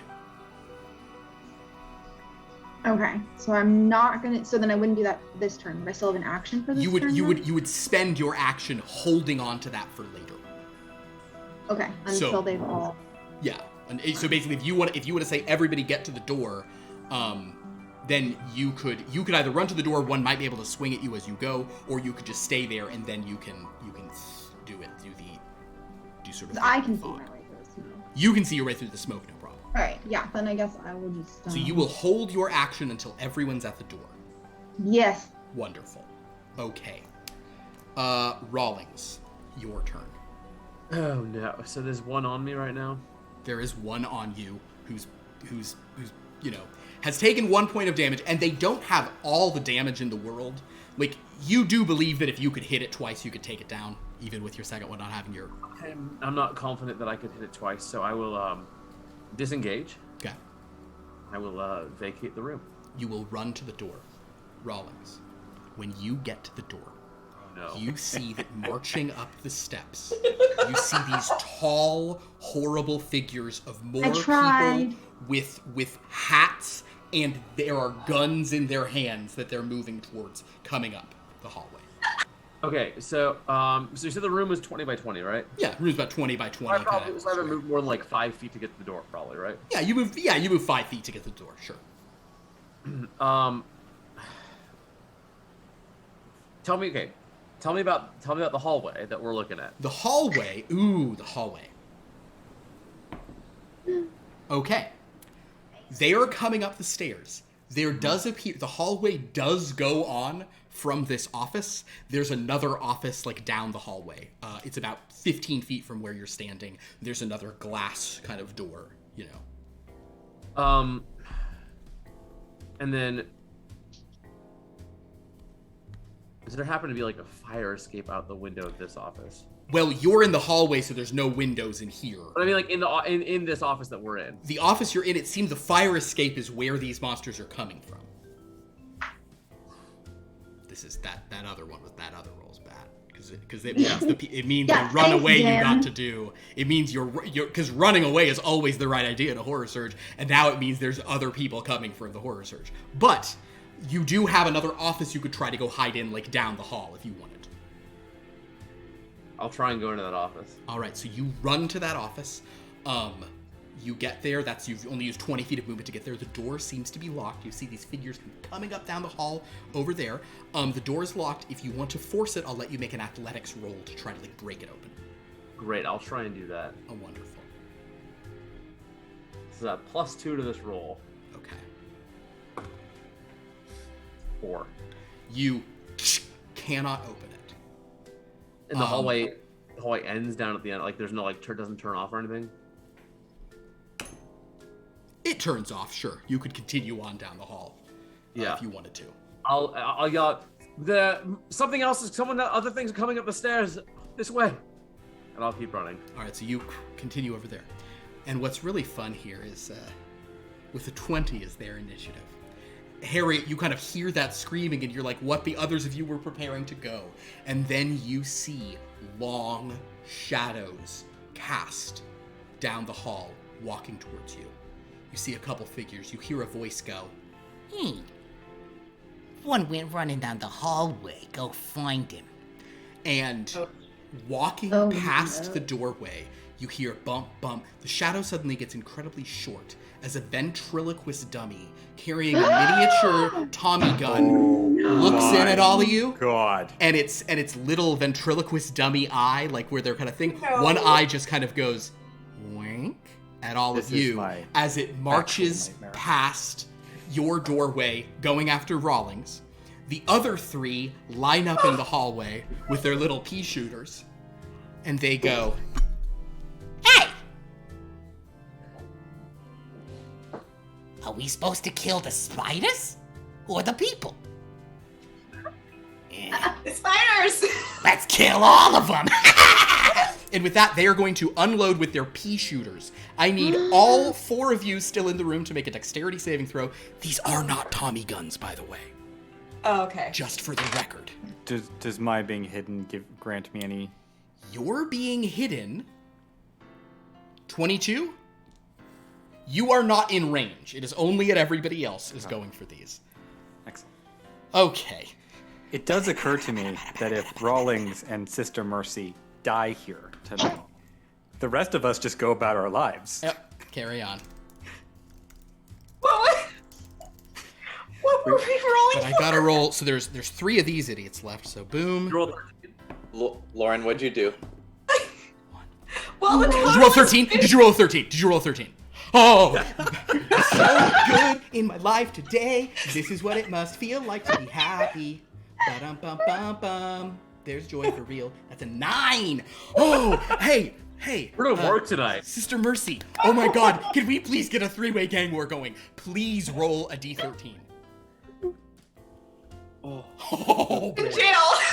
Take it. You shouldn't keep it in jail. You're making it. You're gonna. Now it's gonna want to roll mean when it comes out. 10. Good. Whew. All right. So with that, the I pea got- shooters tear across the room. It is a DC 12 dexterity saving throw. 24, baby. 24. Sister Mercy, you would have passed with that. Did 15, thank you. Did anybody fail that? 11. 11. Oh, Igneous. 11. You have Yes, failed. I'm so no. sorry, Dr. Soup. You're out of the thing. Only one of the spiders passed it. So the peas, and you are literally being shot by like green peas, that are like exploding on you. Now the Give peas a chance, people. because this is an area attack from all 3 of them, it's not so much, but I am rolling the damage die 3 times because there's 3 of them coming at you guys. War and peas. Wow. Okay, so that is 7 points of damage if you fail, no damage if you succeed. So, Igneous, you take 7 points of damage as you're shot by peas.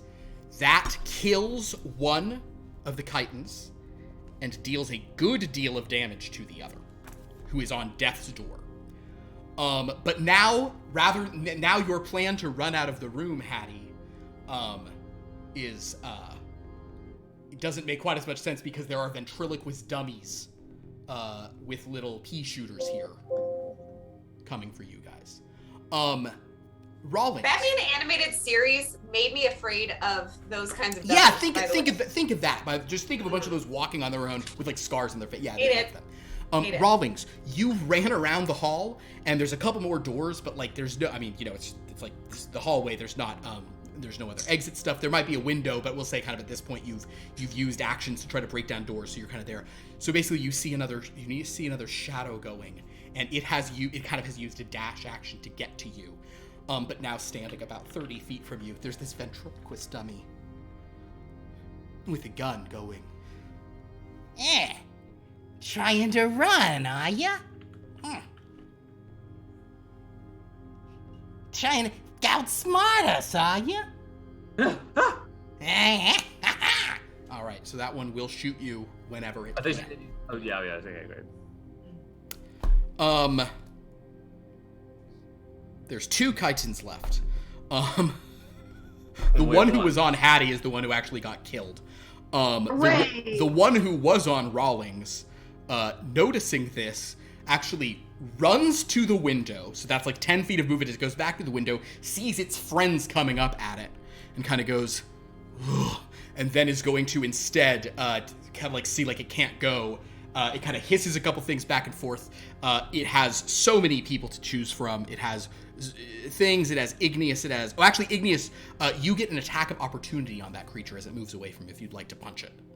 Oh, I'd love to punch it. What is it? Is that advantage? No, you just roll an attack. Oh, great. Roll a normal attack. Do I have to roll to hit? You have to roll to hit, exactly. Okay. 17. That one it only had 1 hit point, so you knock that one out. So we'll sort of say that one thinks to run, isn't sure what to do. You punch it. The other one goes to the window. Dr. Soup, were you in melee with that one? It did attack you, right? Yes. So you could take an op attack if you'd like. No, that's all right. Okay, so it kind of runs over, looks at the window. It's like, It looks back in. It's got Igneous, Hattie, or Dr. Soup, or all those guys over there, and there's the nun. It literally doesn't know who to attack, so it'll just roll a 1, 2, 3, 4, 5, 6, 7. Has 7 people it could attack. We'll say that 8 is also one of the people. You know what? It kind of rushes past all of you guys, and Igneous, you've already used your action, so you can't hit it, and it just goes and tries to cut into a dummy 3 times. So that one actually is a hit. That one is a natural 1. This dice roll so many natural ones, and that is another hit. So this one will do 4 plus...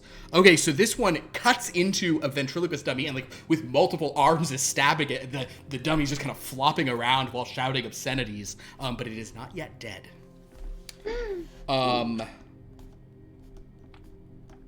And the other 2 are looking up enraged. Okay, Igneous, it's your turn.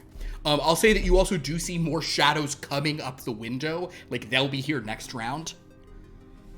There's so many. There's so many things coming, you guys. You're not sorry. There's Don't 26 lie. monsters coming. Some of them will kill each other because of Red Harvest rules, basically. You just pit the gangs against each other. Well, and I've still held my action, right? So I get to do something at the end of the round. Well, you can only do the action that you held. Yeah, I mean, I'm going to do it. If you still want to do that once chaos. everyone gets to the door. So basically, Igneous, are you going to run to the doors as instructed? Where's everybody else? Sister Mercy is kind of off to one side. Dr. Soup, you have no idea where he is. Dr. Soup, you wouldn't have been in melee because you couldn't have cut anybody because you were hiding. Hattie and Sister Mercy are kind of on one side of the room. You're in the room. Rawlings ran. You see these dummies kind of in the doorway. They're currently fighting with one of these monsters. Yeah, I guess I'll run toward the door, and then I want to punch him. Whatever monster is closest. Understood. And maybe. Yeah, the one that took some damage. Oh yeah, you could basically the Kaijin is holding one, and you're gonna run at that one and punch it. Go ahead and make an attack on that one in the hands. Perfect. That's a 20 to that hit. Hits. So go ahead and roll your damage. 6. With a 6. You run up to that one and you punch its head off, and the head goes flying and shatters into wood against the wall. And the Kaijin sort of looks at you and is like, just is preparing to fight some more. So you've done that. You've done a little bit of movement. You're at the door now as instructed. There's 2 more of the little guys looking up at you Do I see it happen? You saw that happen, yes. Can I call over? Now that's knocking on wood. Hey, good one, Toots.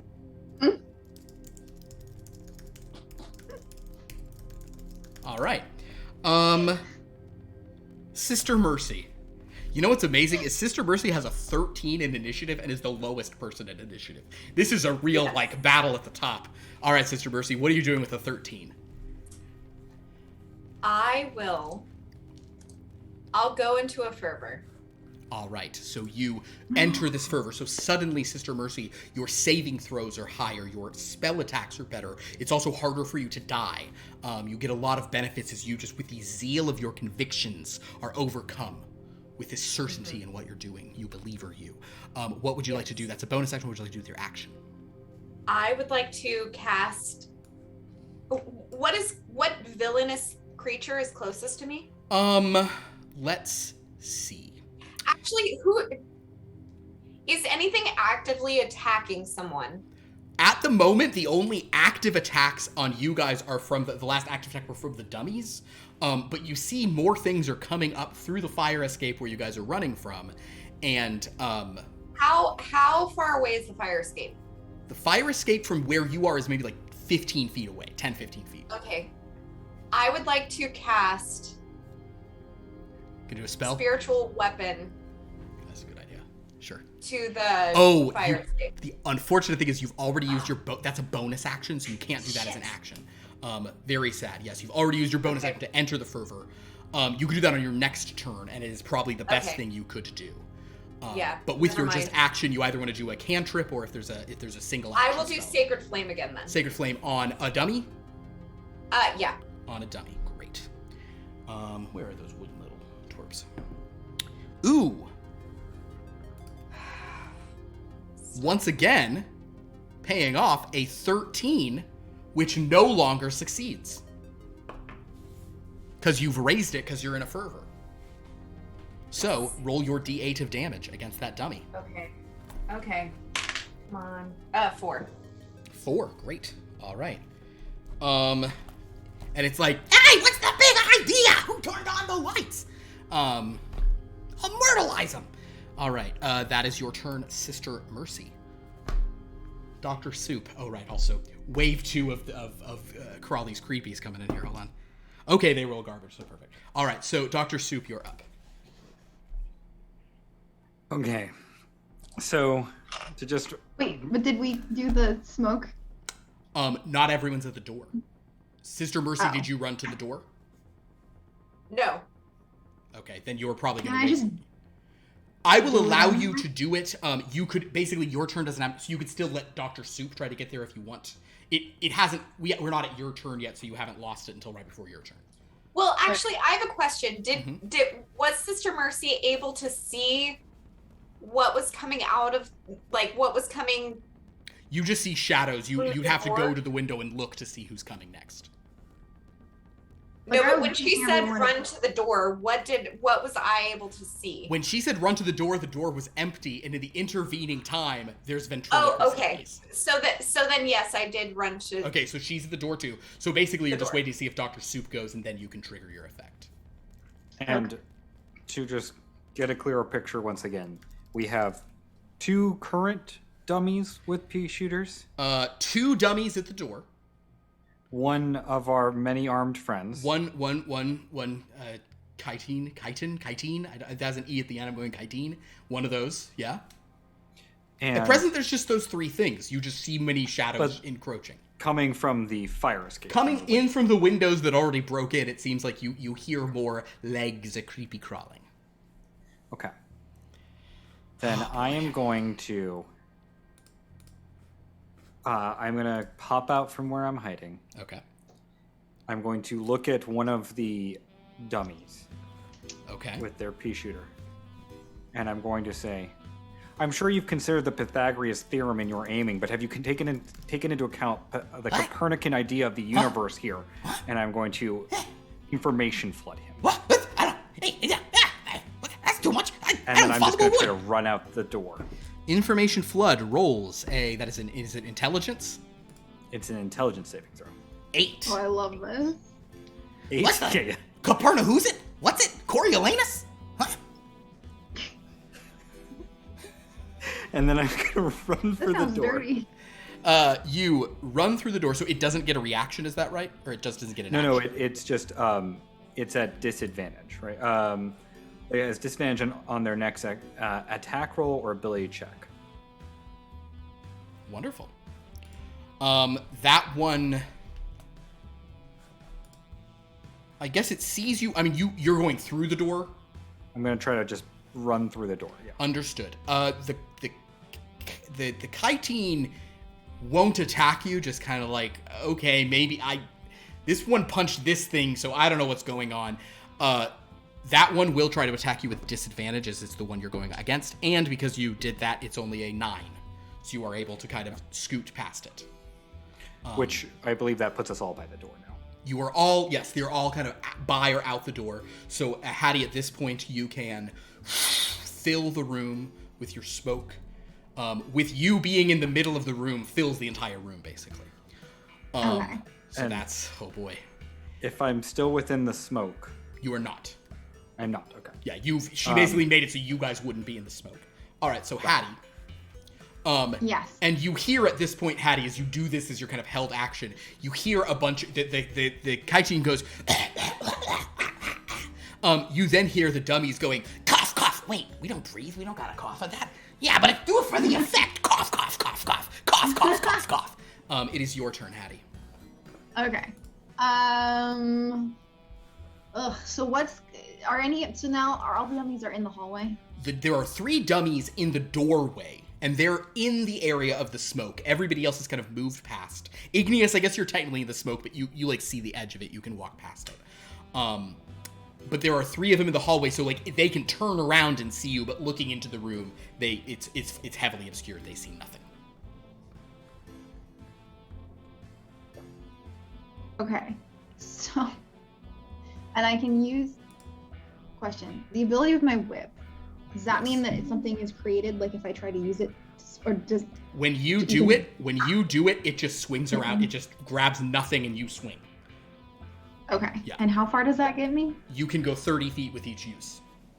Okay. And are there stairs going up? Are you going to swing out of the fire escape? So what I want to do is first I want to take out one of the dummies, and then I want to just swing the fuck out of here. Understood. So you want to swing out the door where your friends are going. Well, I guess. Or do you want to swing to safety out the fire escape? That's my question. I want to, because they're coming up the fire escape, right? Well, like, I'm so sorry. This is so much more complicated than it was going to be because of the extra one. I'm like, glitches everything. Crawlies creepies are coming in from the fire escape. Dummies are cutting you off from the door inside. But they're coming up the stairs. They're coming upstairs inside. Is there something? Are there stairs that go up? You further? don't see the stairs. You're still in the room. That's like out in the hallway. Oh, okay. Yeah. So my only option then would be to swing out to the fire escape. You could swing out to the fire escape where there will be all those other things there, but you could also swing out with your people into the hallway. Your whip allows you to like swing almost like preposterous things because you can just be like anchor there in space and then you just swing on it. Because she has a swinger's whip, and it's not what it sounds like. Unless you thought that means you could swing from it, and then it's what it sounds like. What it sounds like. What else would it have been? I'll tell you later. Okay. The fire escape goes up, right? Fire escape goes up and down, correct. Split the party. What? Split the party. Yeah, but it'd be just me. Yeah. And then theoretically they would all go after me. Okay, well first I want to take out I want to whip one of the dummies. So you'll whip one of the dummies, no problem. You have advantage on it, it cannot see you. So make your attack roll with advantage. Okay.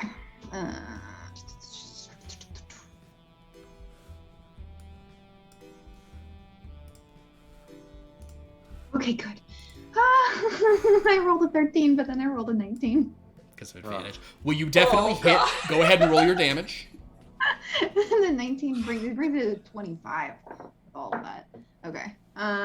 Does this also count as another like first hit thing? It will. Yes, this will lower its DCs. Oh yeah, it's every and stuff. turn. It's not per attack. It's not per combat. It's no, every the turn. first person you hit each turn gets buffed for 1 round. How much damage?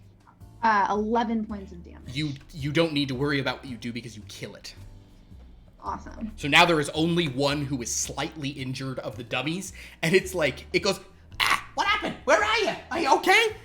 and it's just like you see it like swiping for the other person. I heard a crack, then another crack. Hattie, you are now going to swim. Swing out into the hallway. All right, so you swing past it and it goes, and basically what those of you see is she told you to run, the room filled with black smoke. You see one of the dummies just like fall apart as this like, kind of a sound barrier breaking crack happens. And then you see Harriet like flying as if swinging, holding her whip and landing, kind of like she's still like swinging on the upward end of the arc, kind of like in her turn. You can land if you want to, you can stay in the air, and on your next turn you can just keep swinging through the hallway. That's up to you. Oh yeah, I'll keep swinging. I'm gonna. So swing she kind the of hell just, out it's here like if I can. she's swinging really high, and it's like she's her whip's kind of coming back to her, and she's suspended in air for a moment. That is Hattie's turn. Rawlings, you see yourself alone. Now there is a window in this hallway, kind of at the end of this hall, but there's this one dummy kind of in front of you, and you do still have your 2 knives. Okay. Am I at the end of the hall right now? You are not all the way to the end, no. And does this hallway also turn, or? This hallway does not turn. You've kind of gone down a turn. But there's a window at the end of this you could try to like climb out or do shenanigans on. Okay, is there? How far am I from the window? Half a move, 15 feet. Great. I'm gonna go down to the window. Okay. Is it just a window, like anything outside of it, or what? God. There's another fire escape out that window. I'm opening the window. All right. And you're starting to run down. Perfect. Going, yeah. Okay, so Rollins just, ha ha ha. So you guys hear, like, those of you who are in the hallway, you see that there's one kind of like at the hallway looking down, and you see more shadows coming up the stairs. So Rawlings seem to be going that way, and you do hear a window, and this one goes, he's getting away! And speaking... I am going Rawlings? to... So the dummy is like what, 35, 40 feet? At this point, it's like, you started going down, you can't even see it anymore. Yeah. Well, okay, great. So I'm going to use my action to just... How many floors up are we? We said it's a walk up. You are on the 4th floor. I'm going to use my dash to get as far down this thing as So I you're can. just... Actually, before I do that, looking down at the ground, are there any more dummies on the ground? God. Based on waves, you do actually see that there are kind of, because you've gone back around to like where the front of the building is, so you do see like 4 more dummies like waiting to kind of go in. It's what's going on with the dummies is the reverse of a clown car. There's this massive truck that could have held so many things, and it's only carrying 13 dummies. So they're like getting out of it, and it's like not shocking that they're there. You sort of expect more. They're coming out really slowly. But it seems like the last 4 are coming out, and there's a dummy driver with like a cigar, you know. So it seems like a few more are coming in. They don't see you as of yet. And what I want to do is hold my action to dash down until they go inside. Perfect. Okay, so yeah. So you use your movement, and you're holding an action to dash to keep going once they've gone inside. Love it. Okay, very good, Rawlings. The one who sort of saw you is going to go its little 25 feet to the edge of the thing. It will dash and climb up. That's going to use even more of its movement to like climb up the window. So you look up and you're waiting to run. You see them down there, and then you see like pea shooter get like thrown over the side of the window, and like, and this dummy looks down. And is kind of coming out. It doesn't have its action, but it does go, hey, boys, this one here! And they all look up. But they can't do anything until next round because of waves. Actually, they can't do anything for like 4 rounds because they're wave 3. And I try to keep the rules. They're out of, it's pea shooters. They can't get you up there anyway. Cool. The chitin gets to go. It can't see anything. It's going out into the hallway and just attacking the dummy that it's there with. That is not a hit. That is not a hit. They're garbage. The die I'm rolling for the spiders, garbage. Never roll it again. I mean, I will for this fight. All the time. All right. Igneous, you're in the hallway. The chitin is trying to get the last surviving dummy who's looking up. The other dummy said they're going that way. You see more dummies coming up the hall, but that dummy ran. You know that Rawlings went down the hallway, and he's apparently getting away at like a fire escape or something. What would you like to do? And that office that Rawlings tried to get into did not open. You don't know that, but you see a closed door at the end of the hallway. Okay, so my thought is, I saw them fighting each other, and do I know that there's more coming? We'll say you have. Yes, you've seen shadows at both the indoor doors coming up for you and the shadows out there. You've seen. Hey, we got to get out of the middle of this and let them have a bloodbath together. Let's try to get through that door over there and hide. Brilliant strategy. Are there any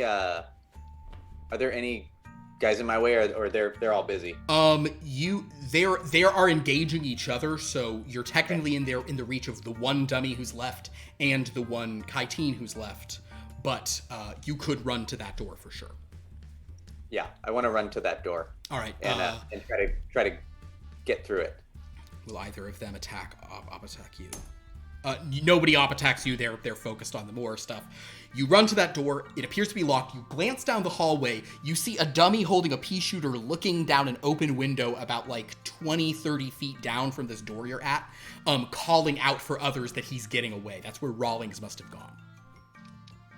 Opposite from the... Not so it's like an L. So basically, you ran like... I should have drawn a diagram of this earlier. Stair. So basically, like, terrible drawing. Your office, oh my god. Your office is like here. Everything's backwards for me. Your office is here. There's dummies coming up this way. Rawlings ran there. There's a door here. Couldn't get it open. He ran out. He's gone down this window. You've now run to the door. You see a dummy in this window. He's down that way. Almost makes sense? Mm-hmm. See, but if I run on maps, how do I improvise locations like this? I didn't think the hallway would matter this much, because it's just gonna be a run. Oh my god. All right. So, but I do see that little dude right there. Yeah, you see a little dude in the window about 25 feet away. And do I still have enough movement to go punch him? You cannot get to him to punch him. You could get to him, but that would use like a dash action. But you could throw something at him because you're proficient with improvised nonsense. You know what? Or I could shoot him, right? You could shoot him also. Handgun. Yeah. Yeah, I'm gonna shoot the guy. All right. So, you take a shot. 6 to hit. A 6. like a piece of like the window explodes over there as you hit it, and the ventriloquist dummy, in a very eerie way, its head like not turning with its body, just kind of looks back at you, and then it's kind of it's like whatever mouth moves, and it just screams out, "They're using real ammo, boys!"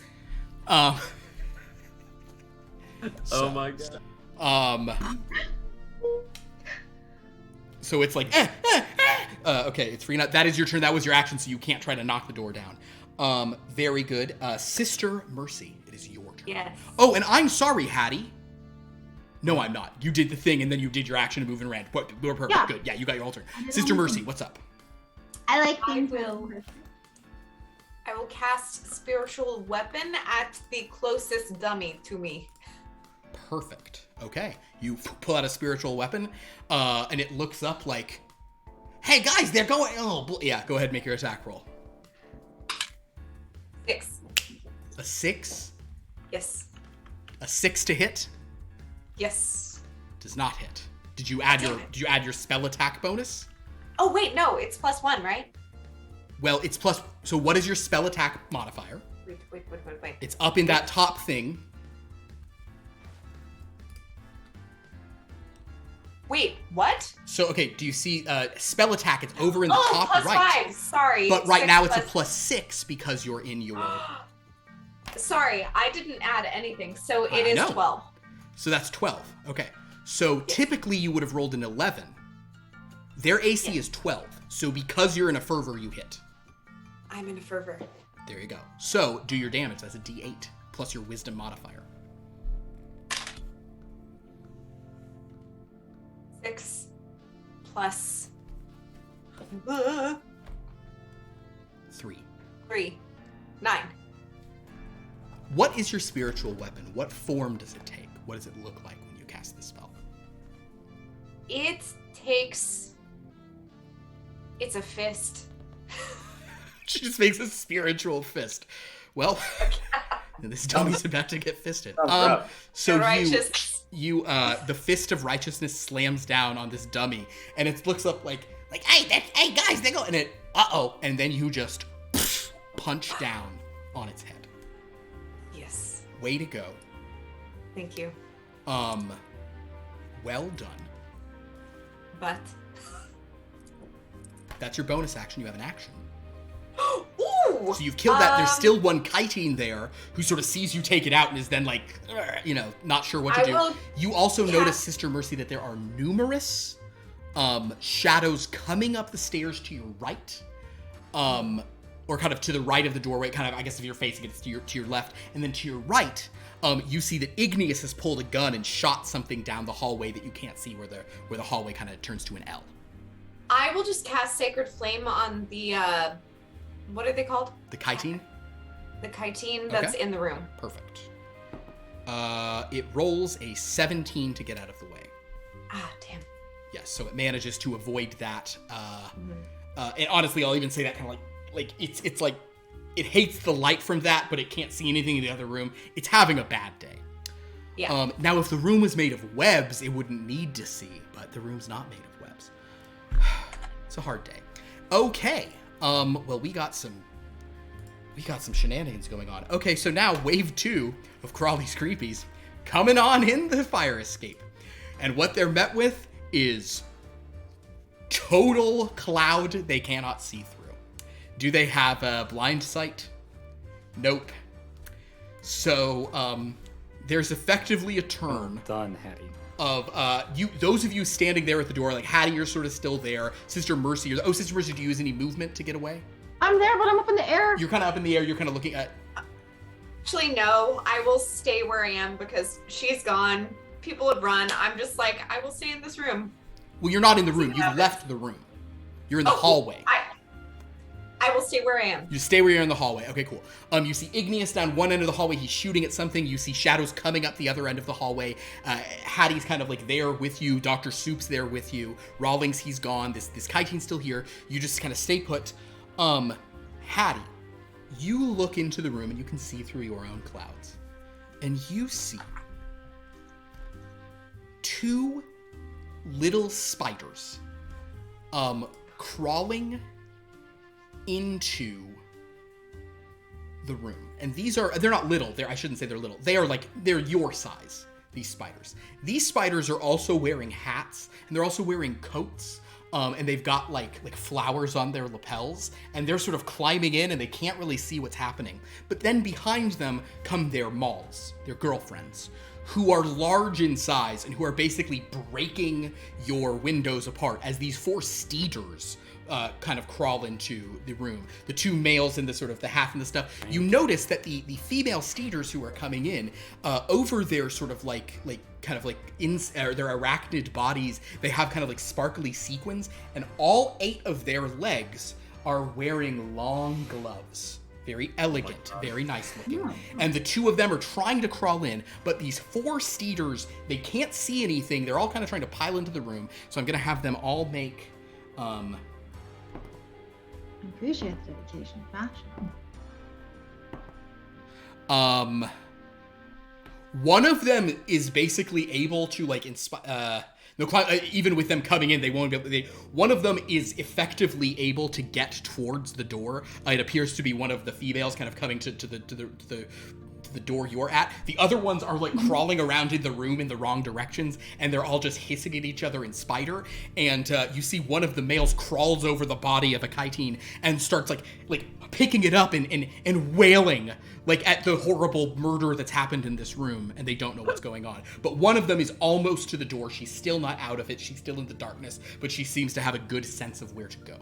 So you see there's basically 2 like horse-sized spiders are crawling through your room wearing evening kind of, like opera gloves, and there's 2 other ones in there sort of doing stuff. So basically it's a your office is in bad shape. That's the thing you're seeing, Hattie.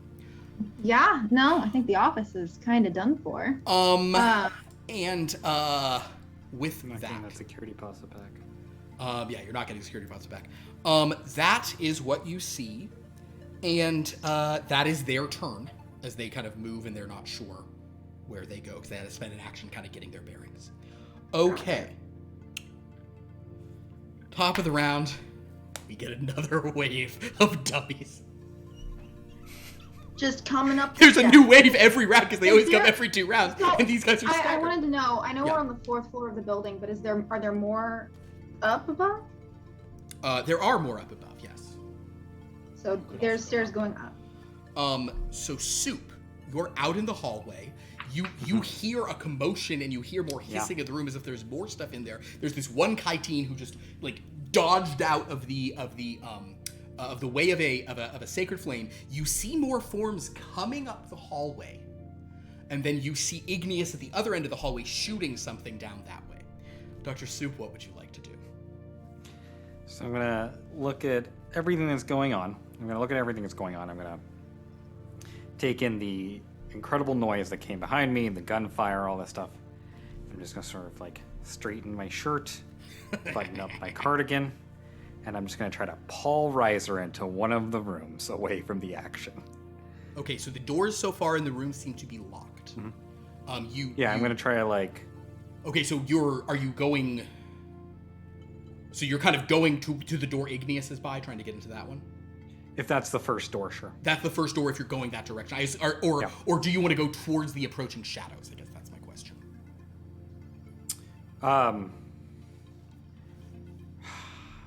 Yeah, let's go towards the approaching shadows. Okay.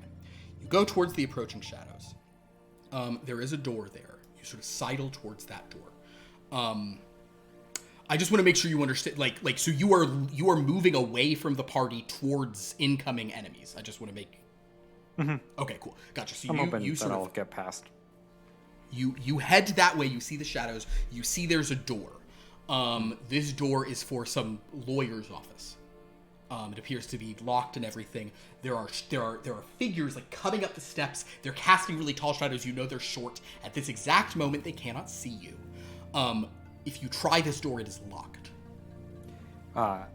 Would my on a deadline function to pick the lock for a bonus action? Do you have thieves' tools with you? I assume. I was going to ask if they were taken off of me. They took all your stuff. Yeah.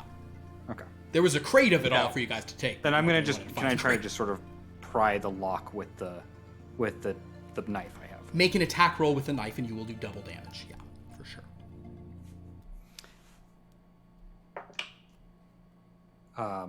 So that would be a modified 20. With a modified 20, you stick your luck in. Go ahead and roll your damage with a dagger. So 3, so that'll be 6. Since it's doubled for the siege monster, right? It is. 6, you have not quite broken it, but I will let you try to force it with an attack roll. Okay, I'm gonna try. All right. Or not an attack roll, an athletics roll. Sorry, yeah. Strength roll. Make an athletics check. 18. 18. You do manage to break the door. This might be noticeable that the door's been forced, but yes, you can. You have opened the door. Then I want to kind of, if possible, get inside and sort of close the door a little bit behind me. Understood. So it's not obvious, and kind of try to see if there's another way out here. Understood. There's another window with a fire escape about 20 feet away. You've already used your bonus action to break in, but you still have an action. No, you would have used your action to have to force the lock. So yeah. I'm content to be there. Okay, cool. You're in there. Great. Hattie, you just saw Dr. Soup run to a door and break his way in and go through it and kind of close it behind him. Shadows are coming like 10 feet beyond that. You see there's just still some stuff near you, but honestly, there's only one of each of those guys. And oh no, there's no dummies left where you are. There's one chitin left where you are. You see the spiders coming in. You see Igneous has gone one way and he's shooting. What would you like to do? So I can't query. Yo. How big are the dummies? They're little. Oh. So can I? I'm gonna say because they are, because the dummies are creatures and not objects, you can't just pick them up. They're sort of not. They're not little. You know what? You could. I would even let you try to grapple one, but they're not. They're not. It's not just like a thing you can pick up and throw. Sadly. I wanted to go bowling. I understand.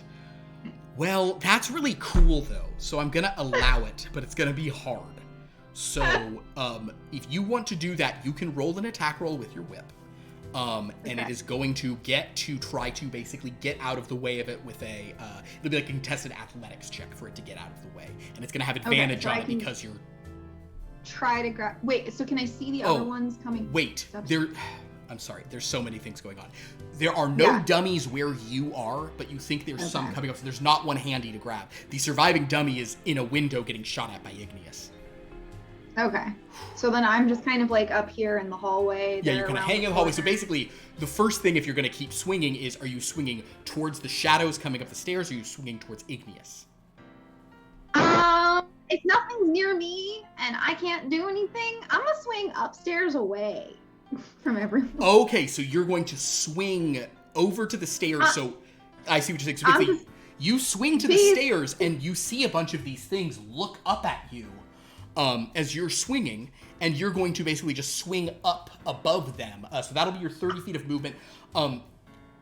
Yeah, sure. Okay, so now that you see them, you're going to be in range of them because you only, it's like 15 feet to get there in the hallway as you kind of go, and then you're swinging. Well, where are the stairs to go up? Or back? It's that way? Well, the stairs, since they're coming up the stairs, and you're 15 feet away. Or like a... It's like a back and forth, thing. So they're going to be able to shoot up at you on their turn. But I was thinking somewhere else. No, it's like there's only one staircase that it goes. So basically, you're swinging up the landing just as they're getting there, and they're going to see you with that. So they could shoot back at you. But I'll be honest, you probably wouldn't have known that until you got there anyway. That being said, you are swinging. That's your bonus action. You still technically have an action. You can't really attack while you're hanging from an invisible thing, unless you want to. Can I land on the stairs at a certain height and like look down? I would let you attempt an acrobatics check to kind of like flip up a little further, and then you could use you could take an action to keep running. I will do that. Make an acrobatics check then. God, I picked it. 18. But? Yeah. Beautiful. My dice have an attitude tonight. It's wonderful. Zane, could you roll a d13 for me? Don't roll 13. Please don't roll 13. If you roll a 13, I might have to pause this because there's too much going on. Oh my lord. It's a 4. 4. Great. Okay, so... Zane. Oh, thank God. Man, we hadn't had so many in so long, and then first game back with D&D rules, we had no 13s, and tonight we get 4 of them. It's a Valentine's miracle. All right, so Harriet, you roll up there without trouble, and you are basically able to get past them. You are no longer in shooting range of them. They do know that you've gone upstairs, but you can basically be up on the 5th floor now if you'd like. Okay, so I'm up on the 5th floor. I can see them from above. Yeah, I mean, if you stay in a place where you can see them, they can still see you and shoot you. But if you want to if you want to run up onto the next floor, they'd have to come up. Yeah, no, then I'm just gonna run. Okay, so basically you're up on the 5th floor. By the time you've used all your movement and stuff and done your flip, you're just up there. I'm up there. You're up there. They'll they could maybe try to come get you in their next turn, but we'll see how that goes. Okay, Rawlings. So you held a dash. Those guys didn't move. They're waiting for their turn to come in. Yeah. But they can't hit you from where they are. But there is one, now about like 15 feet above you who looks like he wants to shoot down, but now he's getting shot at from behind. So he's looking back, right? He is looking back at present. Okay. What I would love to do is run back up. Okay. And I want to toss him off the fire escape. Do you smoke? No. Okay, then yeah, you're fine. So you run up, and you're going to try to... basically, this is just a grapple. This is a contested grapple check. You're trying to pull him off and throw him, and it's just a grapple on grapple, so he can use acrobatics, and you have to use athletics. Maybe. Oh. Fuck! God damn it. What'd you roll? Natural 1 for a 3. I rolled a natural 1. What does he have? Also a +2. So you are holding this thing, and both of you, basically, it's like the slap fight of trying to throw something off. And this is the moment in which I say to you. Yes, my answer is yes. My answer is throw yes. them 100% yes. Yeah. Yeah, D6. No, I'll be generous. D4. Great, love it. All right, let's use this beautiful opalite D4 right here. Wonderful. We're at a 10 right now. Mm-hmm. I rolled a Traitor. 3, baby. A 3? Yes. Oh, man. Philip, I just want to say before we resolve this, Happy Valentine's Day to you. Happy Valentine's Day to me. Also- Oh my gosh. This is the. Whoever did this for our Kickstarter, you sure did get your money's worth. I hope you're enjoying this. Yeah, this is going. Oh my god. I mean, I know we haven't even met Crawley. Crawley doesn't come till round 3 of the creepies, but now, oh boy, this one's going wild. Okay, so Dan, what I need you to do I now, had to roll my sleeves up a little more. I need you to roll your D13 one more time. This determines the place that we're dreadstorming with. Oh my god. All right, just Philip, real quick, like, what would be some fun numbers? I mean, they're all fun numbers. I just want to kind of like give some intention behind this roll. No. If you want to have a crossover somehow with a place we've been, being Merkshire or Paradise, you'd want to roll an 8 or a 9. If you want you want to roll a 13 for a reason. It's not like it's the scariest. You want to roll a 13. 10. Somehow this also fits here. Okay, great. Perfect.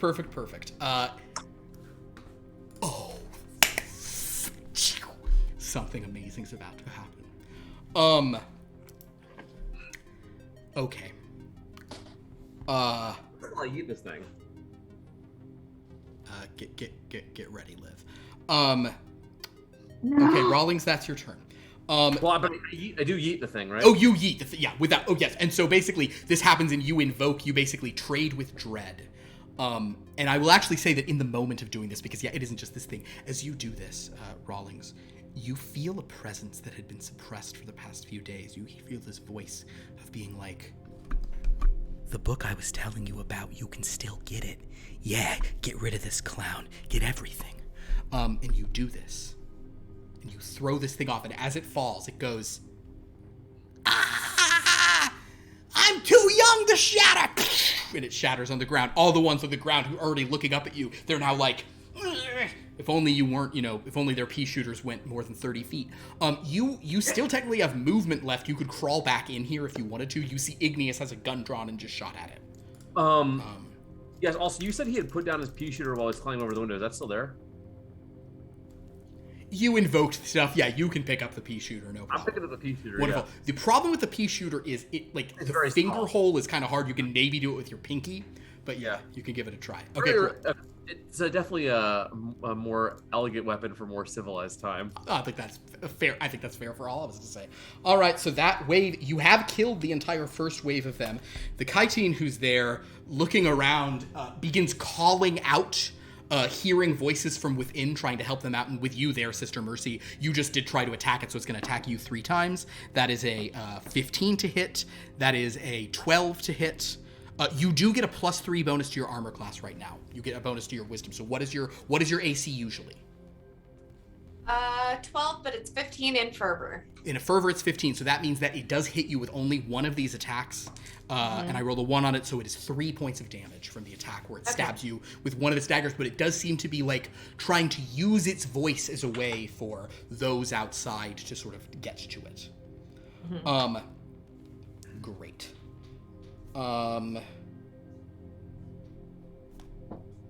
Igneous, what would you like to do?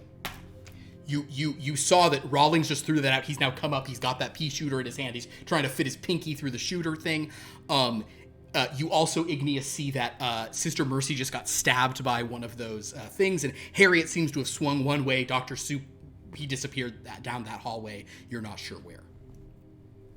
How far away am I from Sister Mercy and that thing? About 20 feet.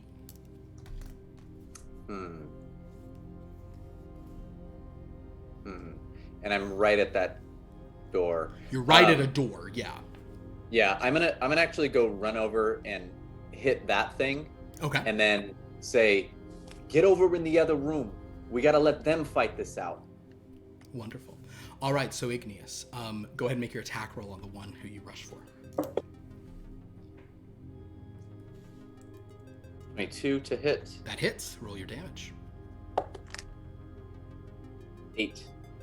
8. All right, Igneous. 8 is exactly how much hit points they have, so you punch that one, killing another spider, further angering the spiders. You tell her to come back to that room. You have, you could run a few feet back towards it if you wanted to. Yeah. Okay, so you kind of begin moving back that way. Sister Mercy, it's now your turn. You also have your spiritual weapon. You can still move it around. So you could leave it here and try to use a bonus action if anything's next to it next time, or you could move it down the hall to prepare to hit anything there, or you can just follow this dude.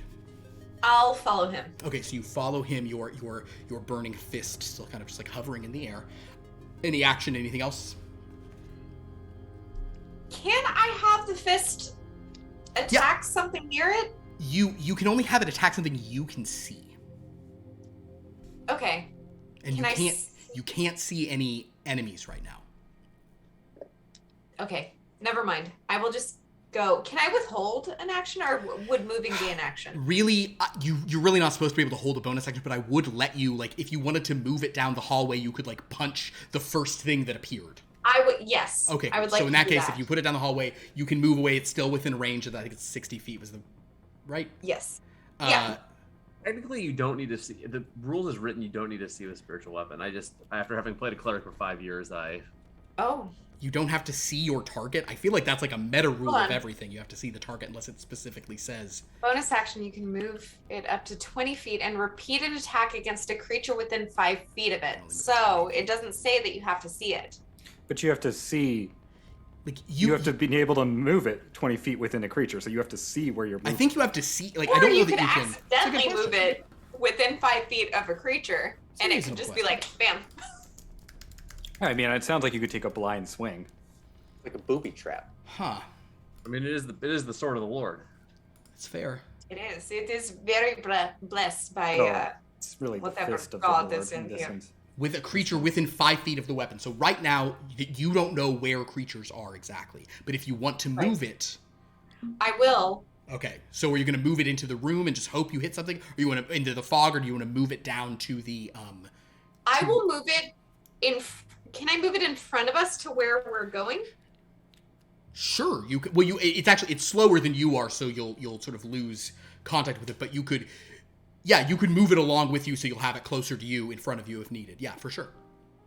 I will do that. Okay, cool. So Sister Mercy just kind of brings it along until it's 10 feet slower than her as she goes. But you've got it there. Perfect. Okay. Dummies round 2. At this point, they come up. A couple of them are going to keep using their movement to come up to Hattie. They'll have to dash to do that. So they get up there, seeing you perched on the thing with your whip. And 2 of them, and they're like... Hey, dollface. Are you an outlet? Because you're about to get plugged. Oh, no. The other 2 will kind of come down the hallway towards you. Now, the range on these pea shooters isn't that far at all. I'm just going to roll real quick. One of them does notice the door that's been opened, so kind of pauses and is going to push open the door of the room that Dr. Soup is in, having seen that there's... How close are the ones that dash to me? They're within 10 feet of you, so you're going to be able to hit them. They couldn't take a shot, but you'll be able to attack them if you want to. One is in your way, Dr. Soup, and it is going to try to it's just going to try to shoot you. It won't do the spray, but it'll try to shoot you with a pea shooter. That is a 15 to hit. That will miss. Wonderful. As you kind of get out of the way, and if you got your armor, the pea kind of just bounces off of it.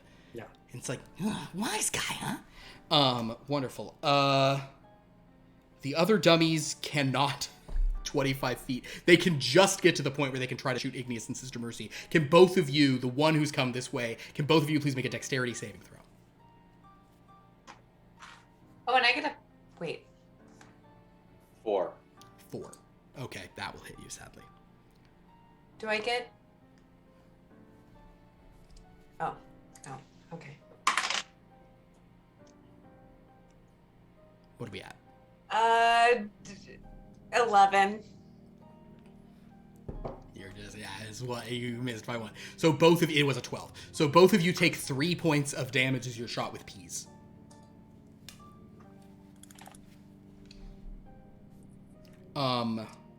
Okay.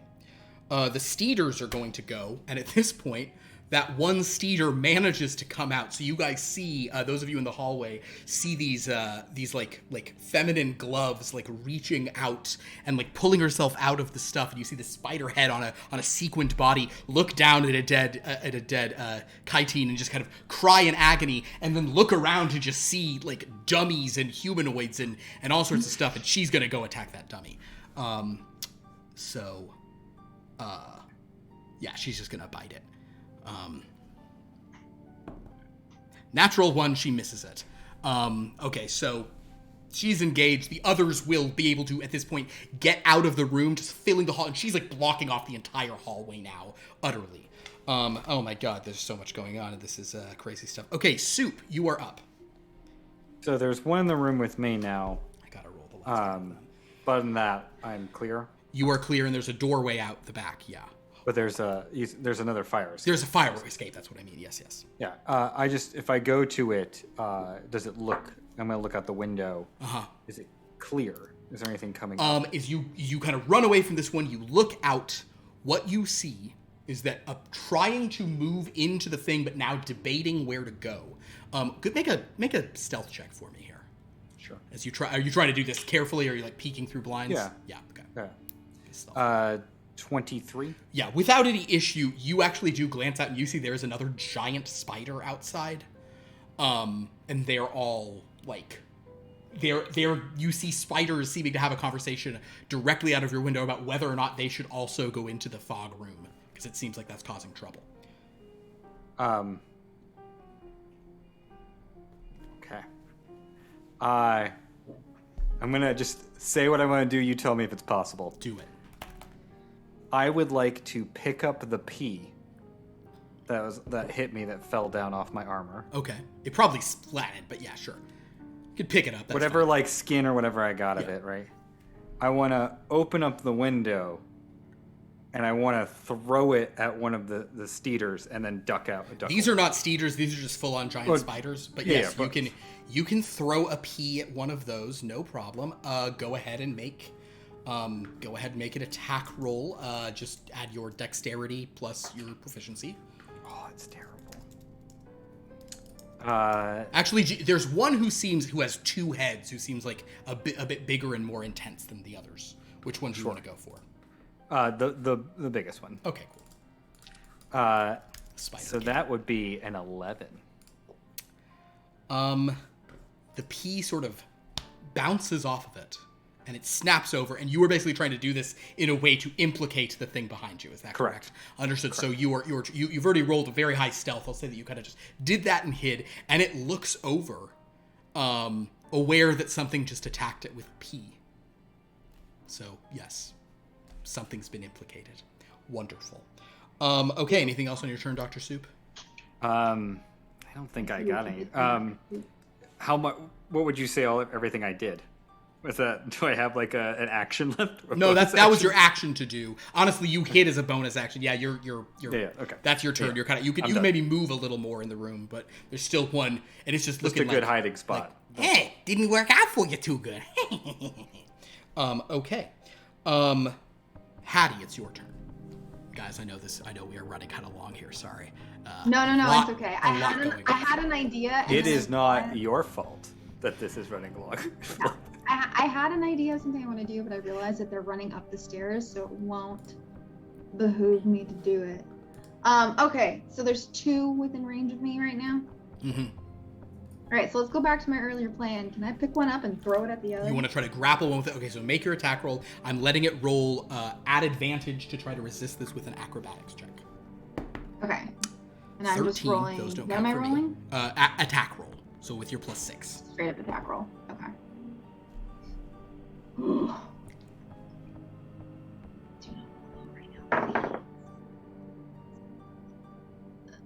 Okay.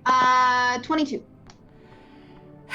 You do beat it, so I will say you can grapple this. So you're going to basically try to throw it against the other one. Is that the idea? Yes. With my Okay. whip. Make another whip attack roll, kind of like doing a good whip thing. This one's going to roll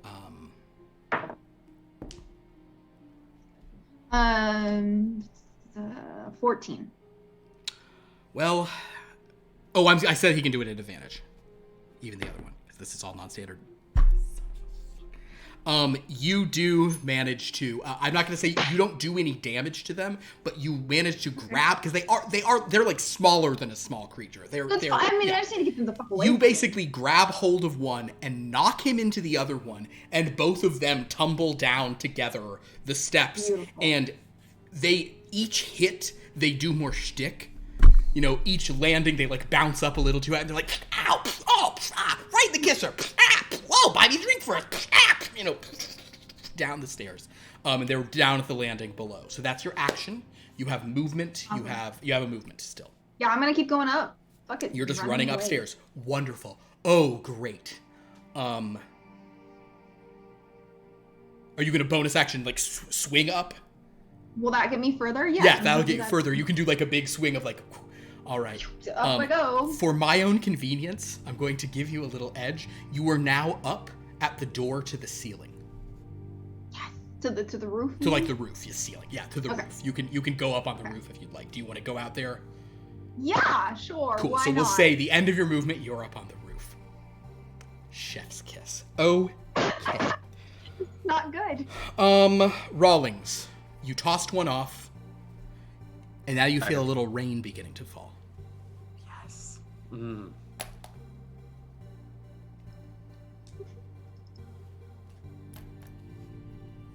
What are you gonna do? Have the dummies downstairs gone inside yet?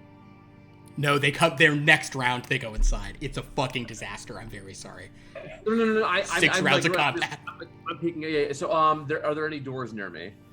Yeah, you could go back in, and I mean, there's still that door that I thought I climbed back in with the rest of my movement. Oh yeah, so yeah, you're back in with the endless movement. Yeah, so good. So there's still that main door you were trying to like go into earlier. Yeah.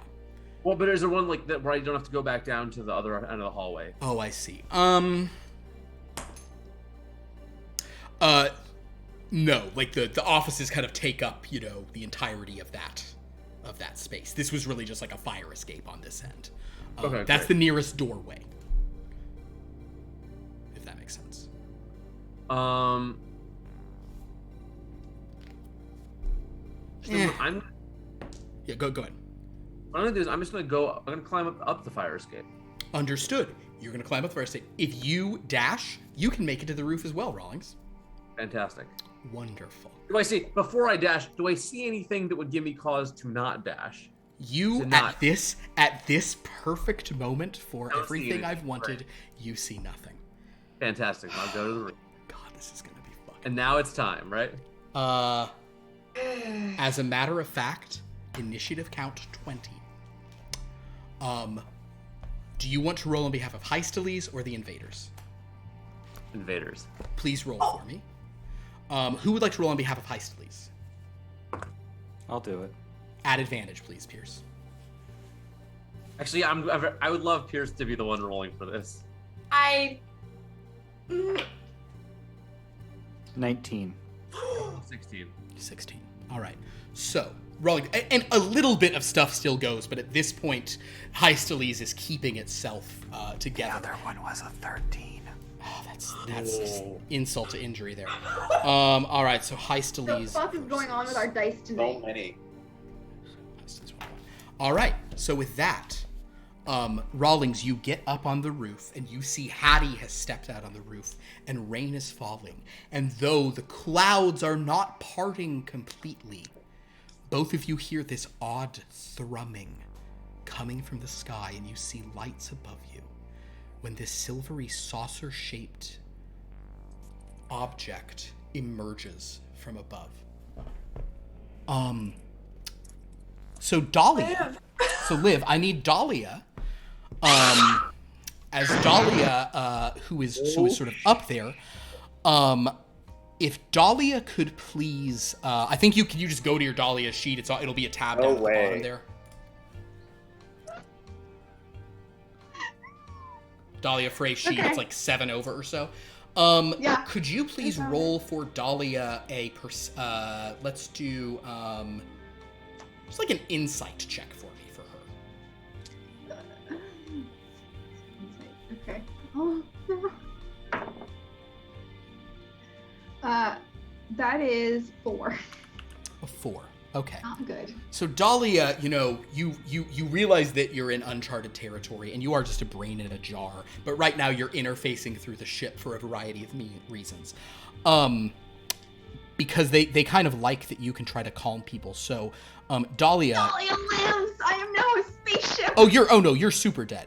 But Dahlia, they would love for you, your sort of alien overlords.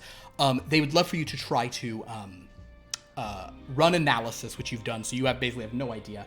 But they don't think you're getting reports, Dahlia, that they don't think that they're going to be able to exist in this domain for long. They'd love to get out of here with just one sample. No.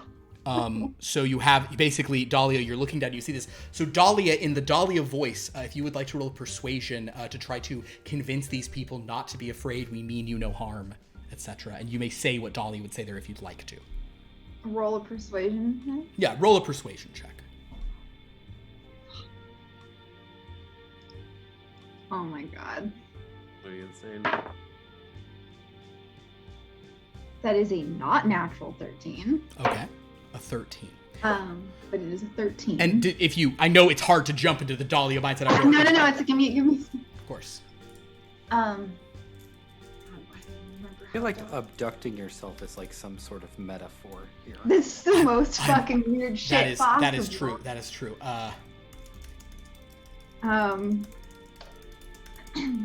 Hello everyone. We're just looking for a little bit of, advice and help. We're new here, and is there anyone who wouldn't mind giving us a few instructions on how to get home? Any volunteers? Anyone who'd like to? So Rawlings, you explore some of these spaces. You hear this very pleasant voice coming down, and Harriet seems to hear it too, as the rain is falling and a lot of crazy stuff is happening. Okay. I need both Rawlings and Hattie to please roll a wisdom saving throw. The DC is 13, based on what she rolled. Wisdom saving throw? Yeah. Alright. 6. Okay. 6. What did I roll? 16. Rawlings, this sounds like the answers you're looking for. Bye. All right, let's do it. So as Rawlings sort of steps forward, Hattie, you see Rawlings stepping towards this. A beam of light shoots down and begins lifting him upwards into the sky.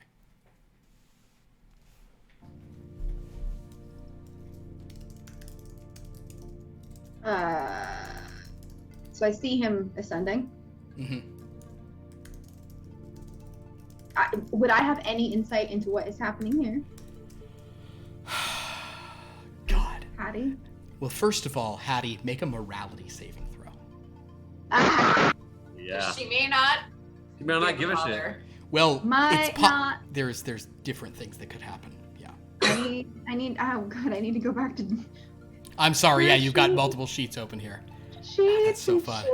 You rolled Oh my Rocket Base God. 95. Morality is not good for me, by the way, people. I know. That's why it's fun. It's not good for. I mean, I rolled a 15, so it's 14, Zipper. which is higher than I would have expected. 14.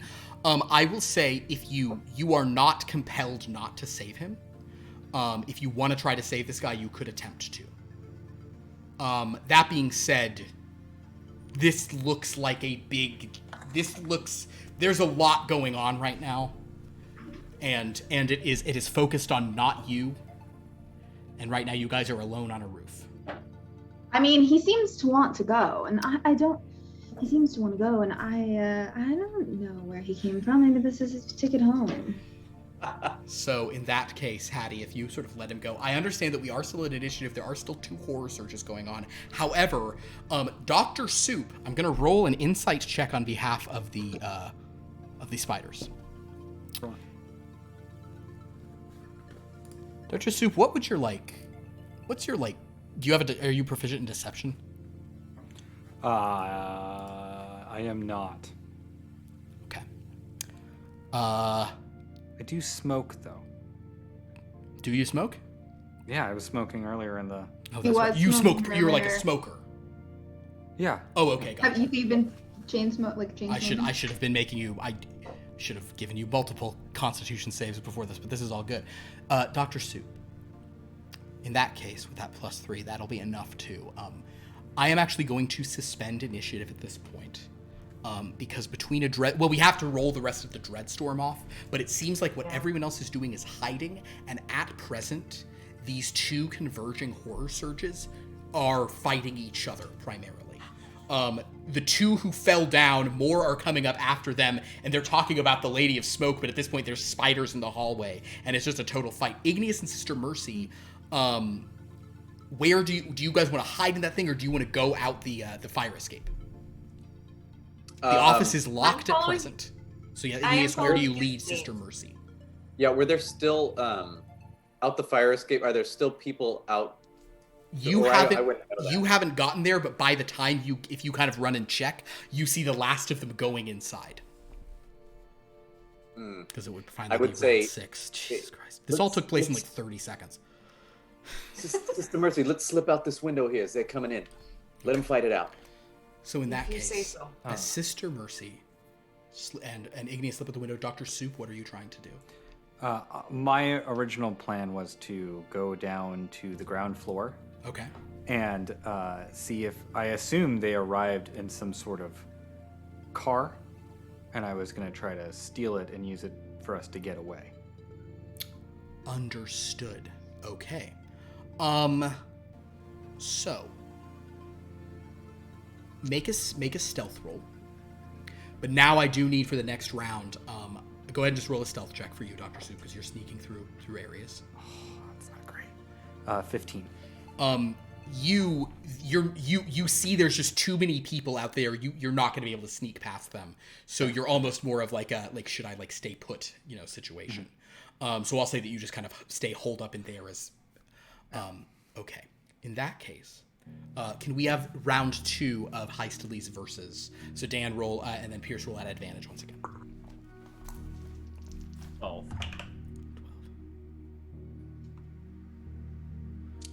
15. 15. And Heistalies also gets a slight bonus on this. One more. I think this is going to be a sweep for the home team. 4. 4. He'd have to roll 6. 6. I rolled a 5 and a 6. Oh, man. 6, but you Damn. Heistalies also gets like a +2 advantage in addition to that I get addition.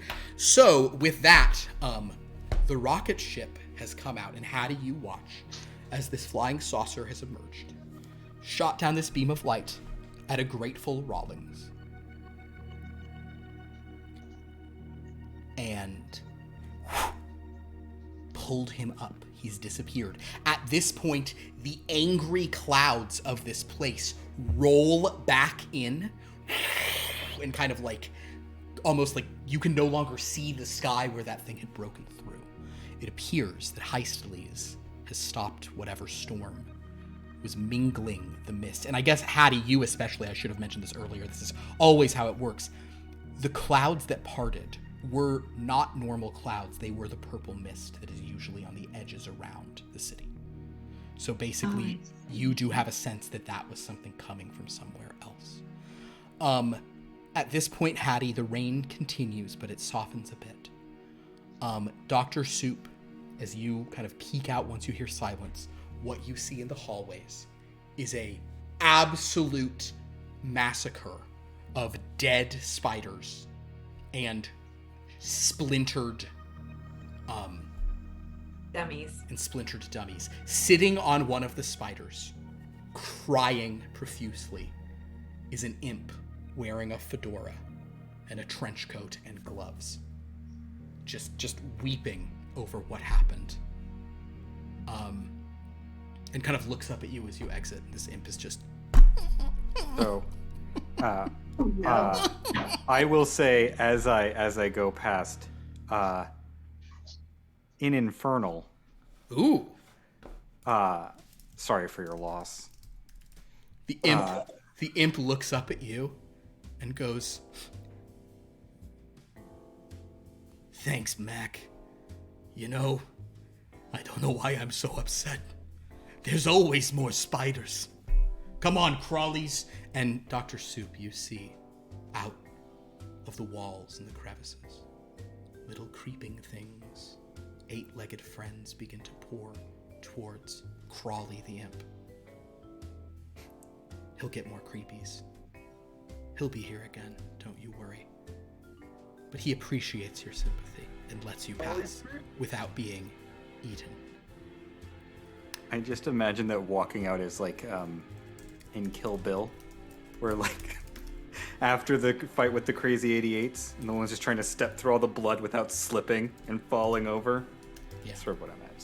That really is, except in this case, it's broken spider legs wearing like opera gloves and just splintered faces of dummies staring up at you, some of which are still like wink as you go by. You know, it's real upsetting.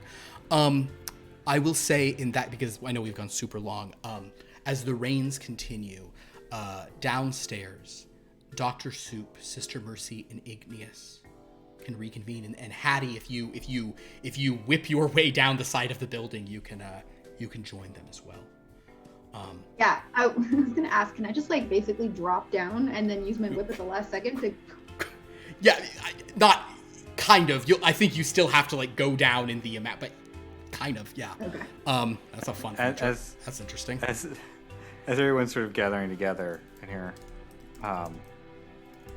so why don't we go to my office this time? That is a fantastic. Did you spring for the pest control? Well, it's the university's property, so I imagine they took care of So, that. I don't really with pay that- rent Let's there. hope that they did.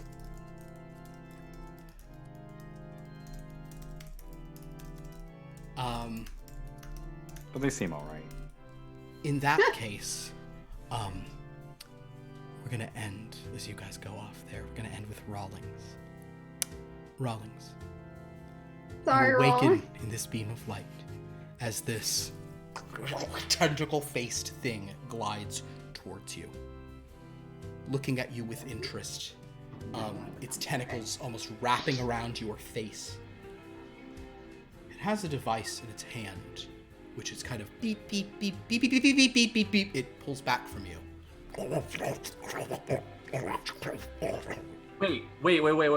Wait.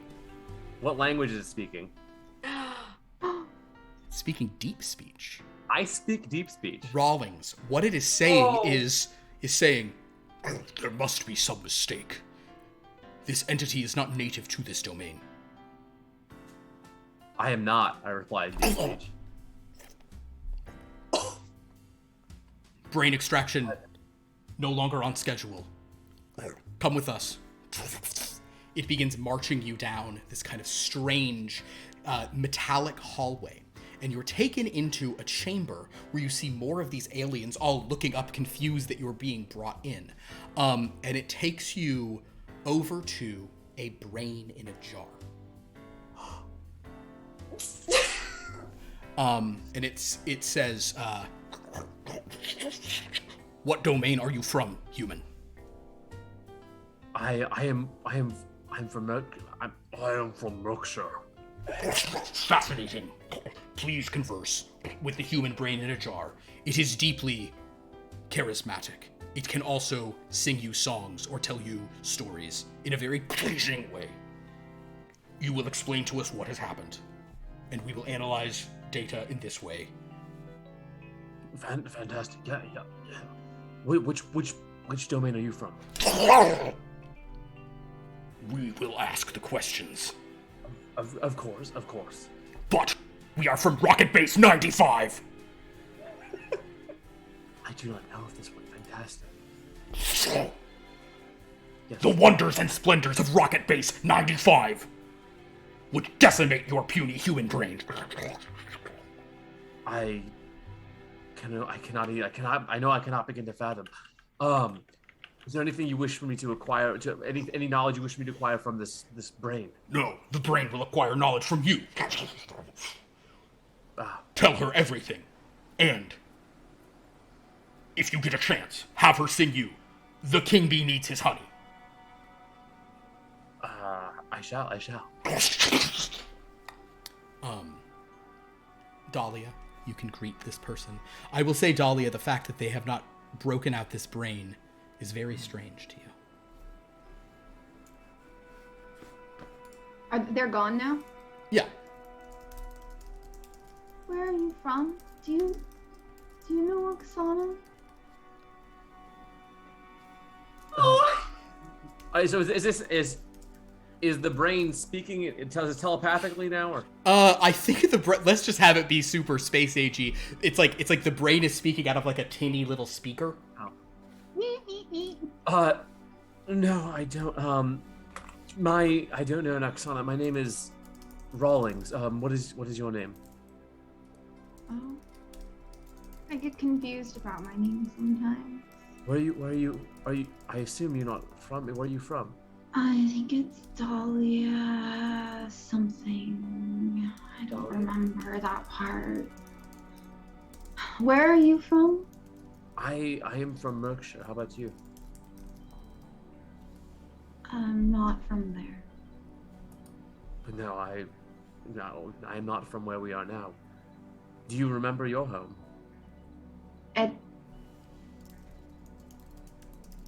I can't think about that. How did you get here? Do you mean here on this craft, or here? No, how did you get here to this realm if you're not from this realm? So, Philip, question: did hearing that voice jog my memory? Hearing which voice? The voice, when the Dreadstorm happened, and I made that. Did that?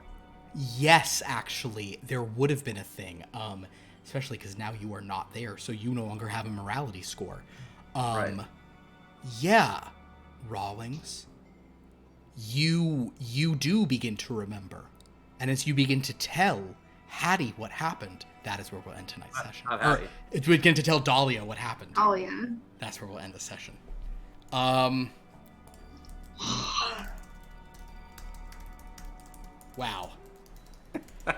So, you know what's really good? Have we had 2 horse surges at once yet? I'm not sure we've ever had. I know we've had horse surges in Dreadstorms, which is amazing. We had the one at the jail that was with the Kelpies and something else, or the hippocamps. No. That one was not 2. That was a Dreadstorm happened. So with the horses, yeah. The Sahuagin came out, and then a horror surge happened, and that was the horses. Yes, we've had 2 things, but we've never had just straight up 2. Right. All right. Well, first of all, that was super fun. I hope everyone enjoyed that. This was a super long episode. We still have 24 people here, which is pretty great. I was very ready to. Just the spiders would have been a lot, and although I think you guys would have been fighting us as the spiders, but then when it was 2, and it was just because that was 26 monsters coming for you guys. And they were coming from so we were literally sandwiched between them, both, which was what made it so difficult. You couldn't run away. Oh, that was amazing. Yes, Pierce. Oh, no. I thought you were about to say something. Or... I was just saying thank you to everyone who still hung around to watch. Oh my God! Yes. There's Misery. a bunch of people in there. Thank you. Yeah. Thank you so much. Yeah, this was a super fun one. I also got to say, what I was not ready for in the slightest was seeing Dahlia again. I know. Oh my God, so good. Oh, she misses Oksana. That's so sad. Because oh my God, at some point when we inevitably, because there's some spillover with Rocket Base 95 in Paradise, and we'll get into all of this eventually, I hope. But there's some real fun stuff going on because at some point this game has to get to the point where we have vampire and brain in a jar robot girl. Yes! That's we have to have them reunited at some point. That has to Yes. happen. Oh my God. And I'm so happy. Then Oksana can't hurt her. Someone needs to. Yeah, you can't drain my blood now. She There's won't no have blood blood. to drain. It's the perfect love story. Oh my God. Oksana's got to Oksana has to free her from that ship. Oh man. Does anyone who watches this like draw, or is anyone an artist? Please let us know. Oh God. Yeah, we got Yeah. I want this romance novel There's cover like, so I'm badly. gonna pay money to commission this art. Also, Yeah. Rawlings, I'm gonna tell I you, want it. you were dead until I/the alien realized you were from the wrong place. That was brilliant. That So I'm really That- glad about that. Thank you everyone for watching us. This was a super fun one. This was a big kind of return to form of the crazy stuff. Merkshire I have loved completely, but Merkshire has been very like sedate and calm. And even though crazy things have happened and the Dreadstorm there was wild, these horror surges where it's just like murder nightmares are super fun.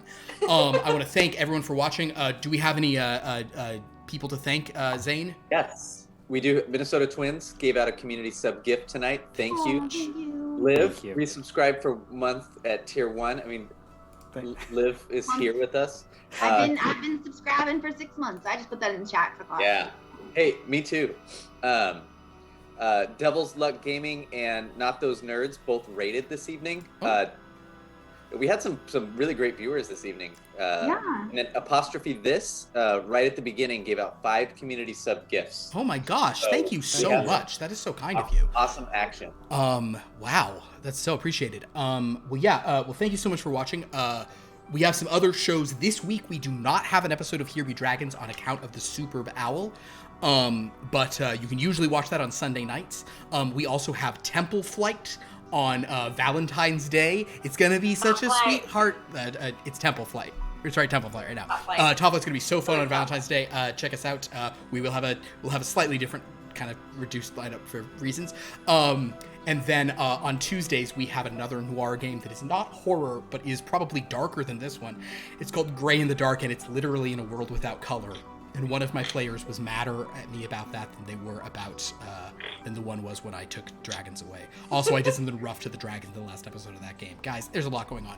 Also, one more plug for our Kickstarter, Long Lost Noir. Head over there. You can see beautiful artwork. That's our sample artwork. We're just trying to raise enough money to make a digital-only book featuring all of the crazy custom noir and pulp-themed classes you were seeing in the game tonight, as well as the custom races such as the Gremlin, Dr. Soup, the Brickborn Igneous, and the smoking one Hattie. Smoking ones are fun, by the way. I'm so glad we have a smoking one. There was some fun stuff going on there. Thank you all for supporting that. Please share that around. Anybody else have a thing or stuff to say or words? Or I know it's super late. I should be wrapping this up. My God. Yeah. I'll do this right now. There is a video game that I have directed VO for and am now writing for the first time. So it's called Scavengers. It's free on PC. It's free on console. You just go to playscavengers.com. You can, if you like apocalyptic scenarios, this is one where the world is all frozen and there's monsters running about and such. It's super fun. But I would say check that out. Very cool. Awesome. Scavengers. Yeah. Very good. Yes, absolutely. Well, very good, everybody. Thank you all so much for watching. I think it's too late for us to even send a raid off at this point. I don't know if we have any handy. So late on the West Coast here. I don't even know if anyone. It's all's well on the quiet and to all a good night. So in that case, I will simply sign off here from Heistales. Thank you so much for watching. Have a dreadful night as the dread clock resets. Ay.